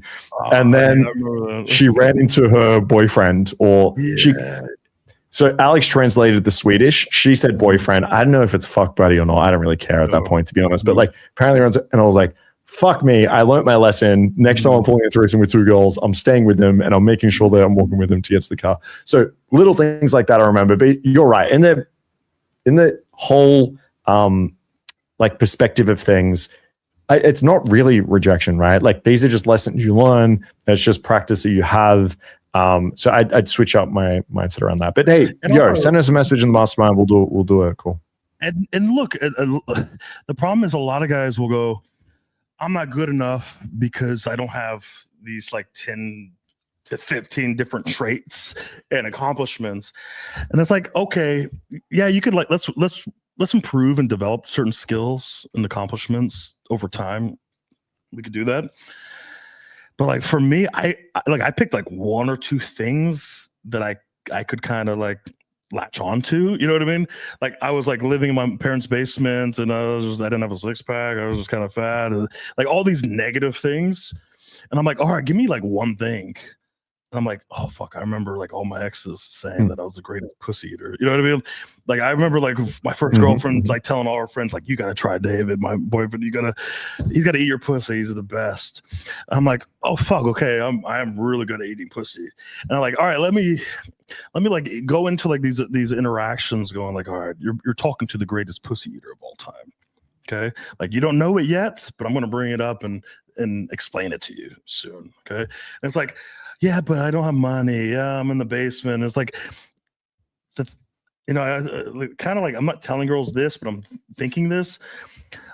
We're playing by my rules, my criteria here. Okay, we're not talking about yachts. We're not talking about this and that.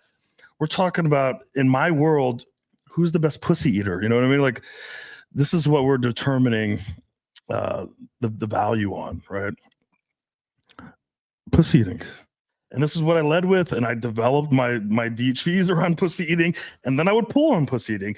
And if you look back, it's like I had nothing else. I didn't talk about money or accomplishments or anything.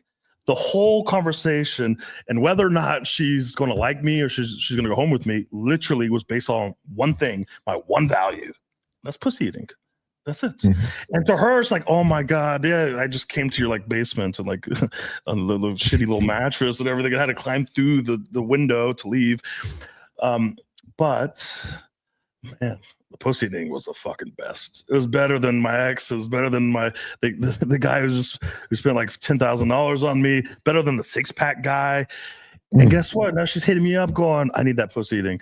You may have nothing else right now, but you are fuck, man. You're the best pussy eater. And that transitioned into like understanding women, was like a huge value. Like I really understood women very well, and I led with that value. And then sex and other things I developed over time. But it really started with one thing. I think most guys have more like skills or values than I did at the time, or at least what I thought I had, that you could lead with. Like you don't like if you're broke, you don't have much money. Let's not compete with like rich guys. You know what I mean? Like it makes no sense to compete with rich guys. It's like yeah. He may have $1 million, but guess what? He can't eat your fucking pussy. I know that. Like he doesn't even know what the clit is. You know what I mean? $1 million and he doesn't know what the clit is. Yeah. You know what I mean? Like make the conversation about your value and sell her on your value.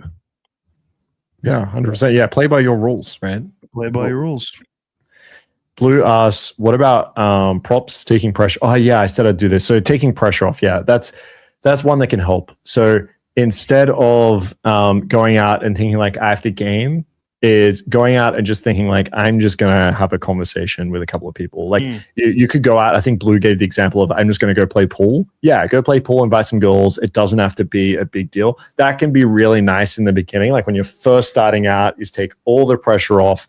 This has nothing to do with me. It doesn't have to be ego driven. It doesn't have to be me trying to gain or get anything from this.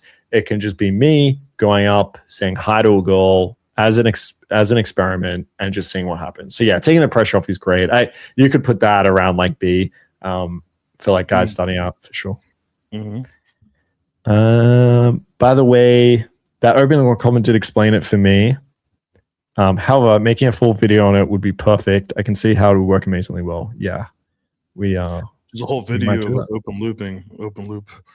Yeah, we just do a whole open loop. If I was on the plane with the female pilot and Alex from PWF started cracking jokes, I would jump off the plane. That way I get that GG Infield out of my mind.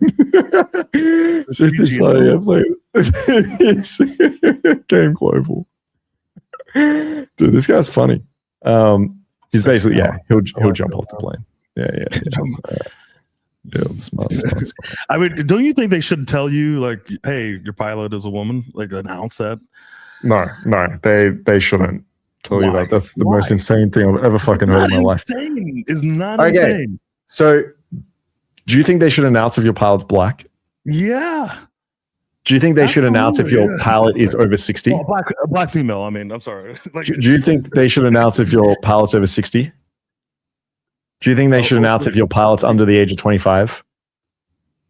Like, are we just going to announce every like potential variable? I didn't say every potential variable. Do you think female is the biggest variable in terms of the chance of that plane crashing? Well, guess what? If your pilot is drinking, then guess what? They're going to arrest the pilot and kick the pilot. It's happened. So yes. Well, you don't think there's a difference between drinking and being female? The thing is, they're not kicking the pilot off for being a female. Yes, that's my point. Do you think there's a difference between being female and being drunk? Or you think like drunk is the equivalent of being female? I would like to know if my pilot is drunk or a woman. Okay, all right. Well, you can ask next time. Maybe they'll tell you. I don't know why this is like people think I'm like trolling or something here. Like I can like I know if my doctor's a female, right? And those female flights. Do you know what? I go to a female doctor. Do you know why I go to a female doctor? Why? Because you don't want a dude looking at your dick. That's not why. Because at my practice down the road, I just looked at all their experience and all their credentials, and the female doctor was the most experienced. That's why. Yeah, I'm not saying like I'm not saying that a female doctor can't do good work. That my surgeon was a female surgeon and she did a great job, right? Was I a little bit cautious at first? Did I see if so you went to a female surgeon? I know, but I wanted. There was just no male surgeon around. Really. Yeah, so there was no male surgeon around at all. You couldn't find a male surgeon. They'll just in the city you're in. They're just full of female surgeons everywhere.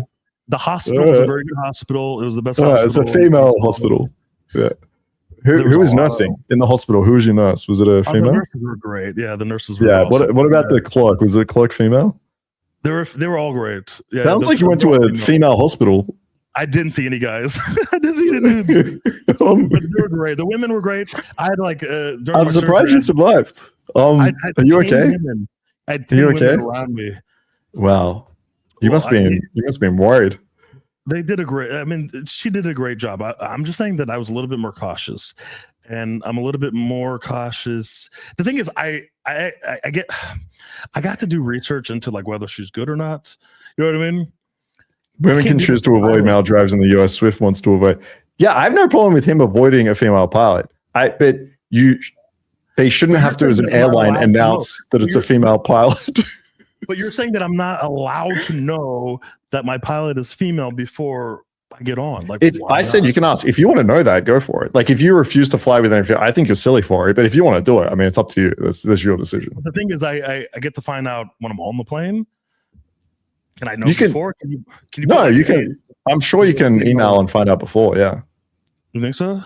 Yeah, 100%. If you sent an email and was like, you could probably even get credentials. You could even probably ask for like the name of the pilot and stuff. Like, I'm sure you could do that. Yeah. You see the amount of work we have to go through to see if the the amount of work you choose to go through. That's up to you. Yeah. I don't know. I feel like I'm being pretty reasonable. Yes, very logical, reasonable, based on facts. Yes, you sound like a real masculine man. The way you looked at all these, looked at all these statistics. This is ridiculous. You're gonna go some like scientific study with some. I mean, by your theory, okay, a lot of crashes should be by females. I am the data. Would you leave? Okay. Would you leave if it's her first flight? Oh, done. I'm out. Would you leave if it's his first flight? If some guy was like, "This is my first time." The assistant pilot. Is it a woman or is it an experienced man? Who's the co-pilot? Let's say it's a very experienced woman. No, I'm out. What about experienced man? Okay, I'm in. He could take over. So you wouldn't trust the inexperienced man to fly the plane? I would trust him more than the experienced female pilot. Okay. But you wouldn't trust him? I would be very cautious. Very cautious. Okay. Very cautious. Okay. But you get on that flight. It depends. Like this is his first. Can I ask you a question? If we were to get statistics that were ran by men and they actually found, hypothetically, these very masculine men found out statistically that there was no difference in incidents, crashes between genders of flights. But we know that's not true. We know women are crashing more than hypothetically. Hypothetically, okay. All right. Would you then change your mind on this? No, because I would just think this is a conspiracy from. Like the sounds very emotional. Rules, like sounds like a very emotional take. Very non-emotional. See, I'm a very high T masculine guy, so I would look at the men that put this data together, the numbers, the facts, and I would say I will base a very rational decision based on this. What's the lay count of the researchers? Oh, that's a good question. So if it's a low lay count researcher, that we can't trust. We can't. No, actually, I think if it's a high lay count researcher, I wouldn't trust those facts because that guy's busy fucking. Okay, I want a nerd. I want a virgin putting my stats together. He's retired from fucking. He's retired from fucking. He's now okay. He's got a wife now. Okay, like 5,000 lays between all five. Yeah. Okay, then I'd probably trust that guy. So he's 5,000 lays. Now he's married, settled down. He's doing stats on pilots. You get what I'm saying, right? Like, I get it. Yeah. A lot of these studies we find out are just bullshit in the future. You know what I mean? Like, what do you mean? Yes, according to this study, it's like, okay, we learn like in 3 years and 5 years, like this is all bullshit. But we learn it's bullshit. How? By another study. Actually, there's a new study that says that study was incorrect. Actually, it's yes, correct. That's how science has developed over the years. 100%. but we went, okay, but I guess this makes sense because some low lay count or some women did this study. You know what I mean? If Gary was a pilot face wind resistance, he would give up. This guy's funny, bro. That's good. That is funny. All right, guys. Yeah. Do you want to talk more about pilots? Or? I do. But I think this is kind of ridiculous. Don't you think? I know, that's so ridiculous. What I mean. But I think there's also another case. It's like, we're gonna trust some like liberal, like low T, like femboy who's like, I got science on my side. Here's like the study I'm doing. It's like, you think? Hang on. Wait. Who do you think are doing studies? Most studies are ran by like old men. They're not like young liberal pink-haired guys at college being like, I just did a study. Most of these labs are ran by professors. Not true. Yes, it is true. What do you mean? What are you talking about? You tell me, if we were to pull up 100 studies and looked at the authors. 1960, bro. 1960 it was. It's all women in universities. The professors are women with pink hair. No, they're not. What are you talking about? Lord. You're telling me tenured professors that are running these studies are mostly women? That's just not true at all. Tenured. Now we're doing tenured. That's who the people that are running the studies, the professionals, the experienced dudes. Like we could pull up the. You know what they do? They have a tenured professor who's like, "Okay, ladies, do the study," and I'll be like the tenured professor who's like, "I did this with my students here." It's like the women are running this fucking study. What are you basing that on? Science, facts. Okay. Like, right? Sounds very emotional. Sounds very vibey, is all I'm saying. Sounds like you're going off a very emotional intuition right now. Listen. Sounds very let me put it this way, because I think there's something to be said here. I'm listening. There's something to be said here. I think way too often. Yes. You go. Like, based on my experience with so many women over many years, like understanding like female psychology based off of your studies, okay, like real life. I'm a pussy scientist. If there's a like liberal like study that comes out, you go, well, actually, this says this, so it has to be true. It's like, yeah, but this goes against our studies. Our life, like 21 years. This goes. No. So it depends. It depends on the studies and the findings. Is what I'd say. If there's just a clear statistical difference between, like, for example, if I was arguing for like seatbelts or something, and you were to tell me, actually, if we look at the stats, if you're going like 10 miles an hour, seatbelts are actually worse. They actually cause more damage and bruising. If you're going like 10 miles an hour or less, it's actually better not to have a seatbelt. Like, if you gave me all the studies on that, I'd be like, yeah, like. Before that, I'd probably argue that put a fucking seatbelt on. But if you were to tell me that and you said we're only going to go 10Ks on this trip, then yeah, maybe I'd like change my mind there, or maybe I might argue back. But what if there's a car going 100 miles and it hits us? Then you'd still want a seatbelt. So like, yeah, I mean, I would use my own experience, especially for things that have huge variables like social interactions. But if you were to tell me like divorce rates or something, I could have a guess based on my intuition with women, but I'm not going to know like divorce rates over the entire country. Like, I just won't know that. Well, I mean, I think like both are important. Yeah, but that's a little bit different because there's people that got married. Okay, we could calculate this amount of people. That's what I'm saying. So something like how many crashes do females versus males have? You could look at that data for sure.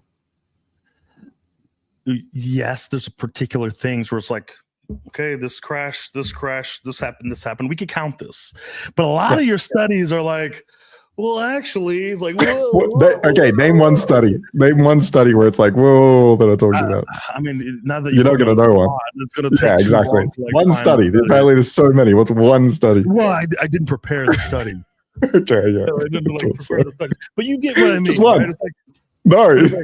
It's like, okay, for example, guys, hey, chat, yeah. let me know what you think about this, chat. Who's more emotional, men or women?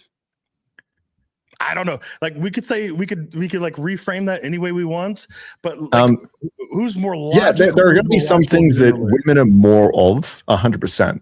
But if you look at the data on this, I think Jordan Peterson's talked about this a lot back in the day. If you look at the Jordan Peterson. I'm a young female professor with pink hair that is very liberal. Jordan Peterson might as well be a woman. Like, he's a low T drug addict. I mean, he's practically a woman. I mean, I don't have the highest opinion of Jordan Peterson, but I'm just saying he spoke about this before. So like, right? Okay. There is on average a difference between men and women, but usually the difference within the gender is higher than comparing the actual gender itself. So like, yes, there are going to be things on average that men are different with women, of course. Now, being emotional, that is kind of argumentative. Like if you think about it some ways, and you'd agree with this, some women are way more emotionally stable than men, right? Like there are some men that are just going to be incredibly needy, especially around like dynamics, where women can like end a relationship. If under a divorce or under a relationship breakup, women handle that way better than men. Like they're off to the next guy. It's a little easier for them. They handle those emotions much better than men do. But then if you look at other circumstances, right, you could argue that women are a little bit more like sensitive around certain things. Then that's where you stop. So it depends what you're talking about, really. Then you go, well, look, women just move on to the next because the data says immediately after a divorce or breakup, they have a new relationship. It's like, okay, yeah, if you just look at it that way. No, you can also look at studies that use tools that assess like how upset or how emotional these people are after relationships. After? Yeah, what about like after a breakup? Before? I'm not sure. You could probably find some stuff on that. I don't know. I haven't looked. Completely fucking unhinged, like leading up to this, and like she's now checked out completely. She's just framed this guy as being the most like I don't know, abuser, maybe a physical abuser. She concocted all of these things in her head, got super emotional about this guy being a abuser. Yeah, 100%. You could find data on who out of the genders who's more likely to label the other person as abuser. It's probably going to be women. But you could also look at the data. Who's more likely to hit another partner? It's probably men, right? Who's more likely to wait. What? Wait. Who is more likely to be physically aggressive to another partner? It's going to be men. Yes. Women. No. It's men. That's wrong. You're wrong. That's wrong. No, I'm not. That's 100% incorrect. I don't think so. Okay, so have you seen more women hit men or men hit women in your life? At bars, at like really like your homies who got hit, got maybe a remote thrown at the face or smacked. Okay, just to be clear, I'm talking about like physical. Just to be clear, sorry. Let me clarify. I'm talking about physical. Let me clarify. Okay.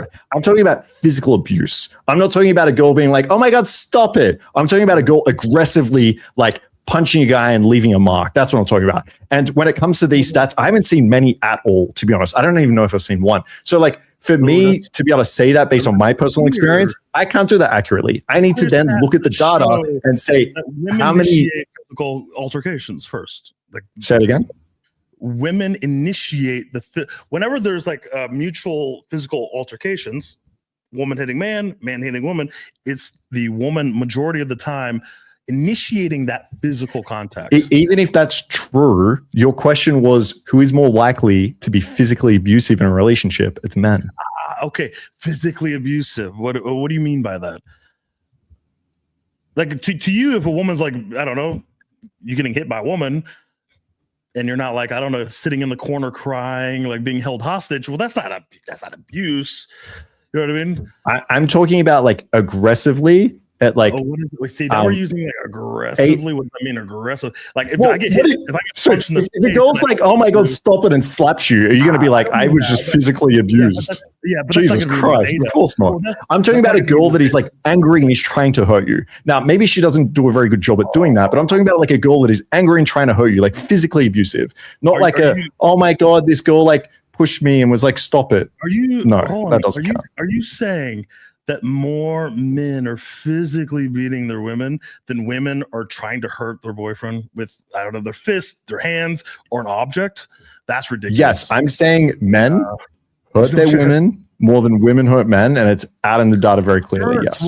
Hurts. Now you could talk about that maybe the girl initiates this or provokes it. That's fine, right? I'm not arguing that. I'm just saying there's certain things we can look at the data and get stats on, and this is one of them. I think if you look into that a little bit, even your own data, the low T like scientists that came up with this will show, like for example, like lesbian relationships. What are you basing this on? Dude, what is more abuse? What do you think is more? there's more abuse in relationship. Lesbians, gays, male-female relationships. What do you think has? I can see this. I can see someone in the chat wrote something about the highest rated DV is lesbian couples, but if we talk about real violence, that actually harms men do more. So yeah, I even looked at like lesbian relationship DV rates. To be honest, I've looked into that. But I agree that men are more likely to do far more damage. And they're more likely to actually like kill their partners. 100%. I'm not saying like women are killing their partners at a higher rate. I'm saying men 100%. Do you think men are more prone to anger than women? Men are the emotion of anger. Do you think men are more prone to the emotion of anger than women? I think it manifests differently. I think how it is it expressed. Okay, so you're just wrong. You're just wrong. Men typically take emotions and they vent it out as anger. It's a more acceptable emotion. They're more likely to do it. So if a man's sad, oftentimes they'll turn that emotion into anger, whereas women are more likely to turn it into sadness, right? Or shame. So yeah, I mean, this is one of the reasons, like with the biological difference between men and women, why men typically are more violent, right? This is why not even in relationships, if we just look in society, men are more violent. They're more likely to go to prison for these things. I'm not going to argue against that. Okay, cool. Men have more anger outbursts. I agree. Like I'm right. More angry. I'm not arguing against that. Okay, cool. I just think we need to we agree. The lay counts and the testosterone levels of these people that you're citing is like kind of, I think it's like beta male type shit. Like you have 21 years of experience, right? Yeah. I think our data. Someone asked if you're an abusive relationship. Is you okay, Swift? Is she hurting you? Relationship? Is she hurting you? No, actually, no. Mark hit me one time. It doesn't count. I was highlight count. Doesn't count. You think that we're talking about other women?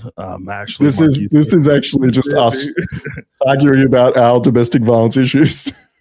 Mark, he it was in the past, and I should have moved on from this. We didn't listen.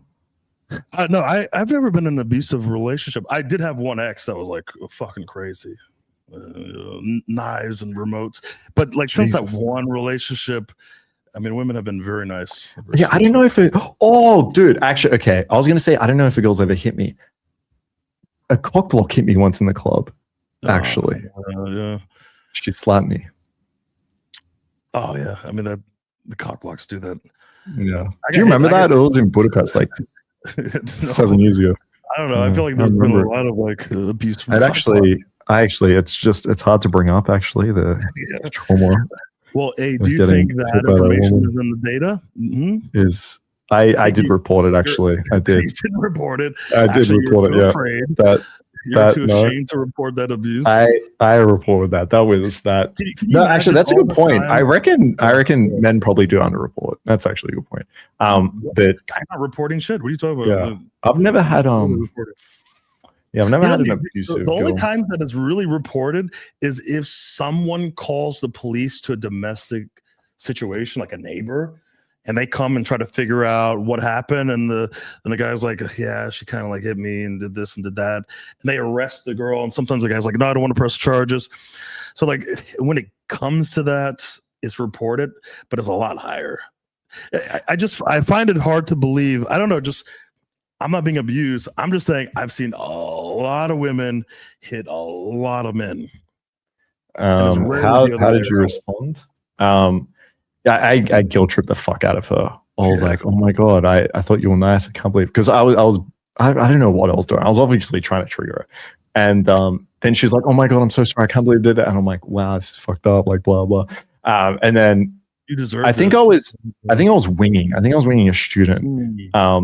But anyway, so yeah, I don't remember the full story. I just remember getting the slap and it was a cold block. What were you wearing? Okay, that's what I want to know. I don't know. It was revealing, and she told me I kind of was asking for it. Yeah. That's funny. That was fun. Would you trust? I still love you, Swift. Okay. Hold on. Yeah. Would you trust a female train driver? Well, yeah, that's all automated, right? Well, the only issue you're gonna get is if some Indians get hit by a train. And like, it's like, can the train driver like stop the train in time? I don't know. We're gonna have to sacrifice some Indians in order to let the female train driver operate. Fair. All right, I don't know where we divulged to, but guys, thanks for joining us. If I think everyone here is in the mastermind. If you're not, join the mastermind.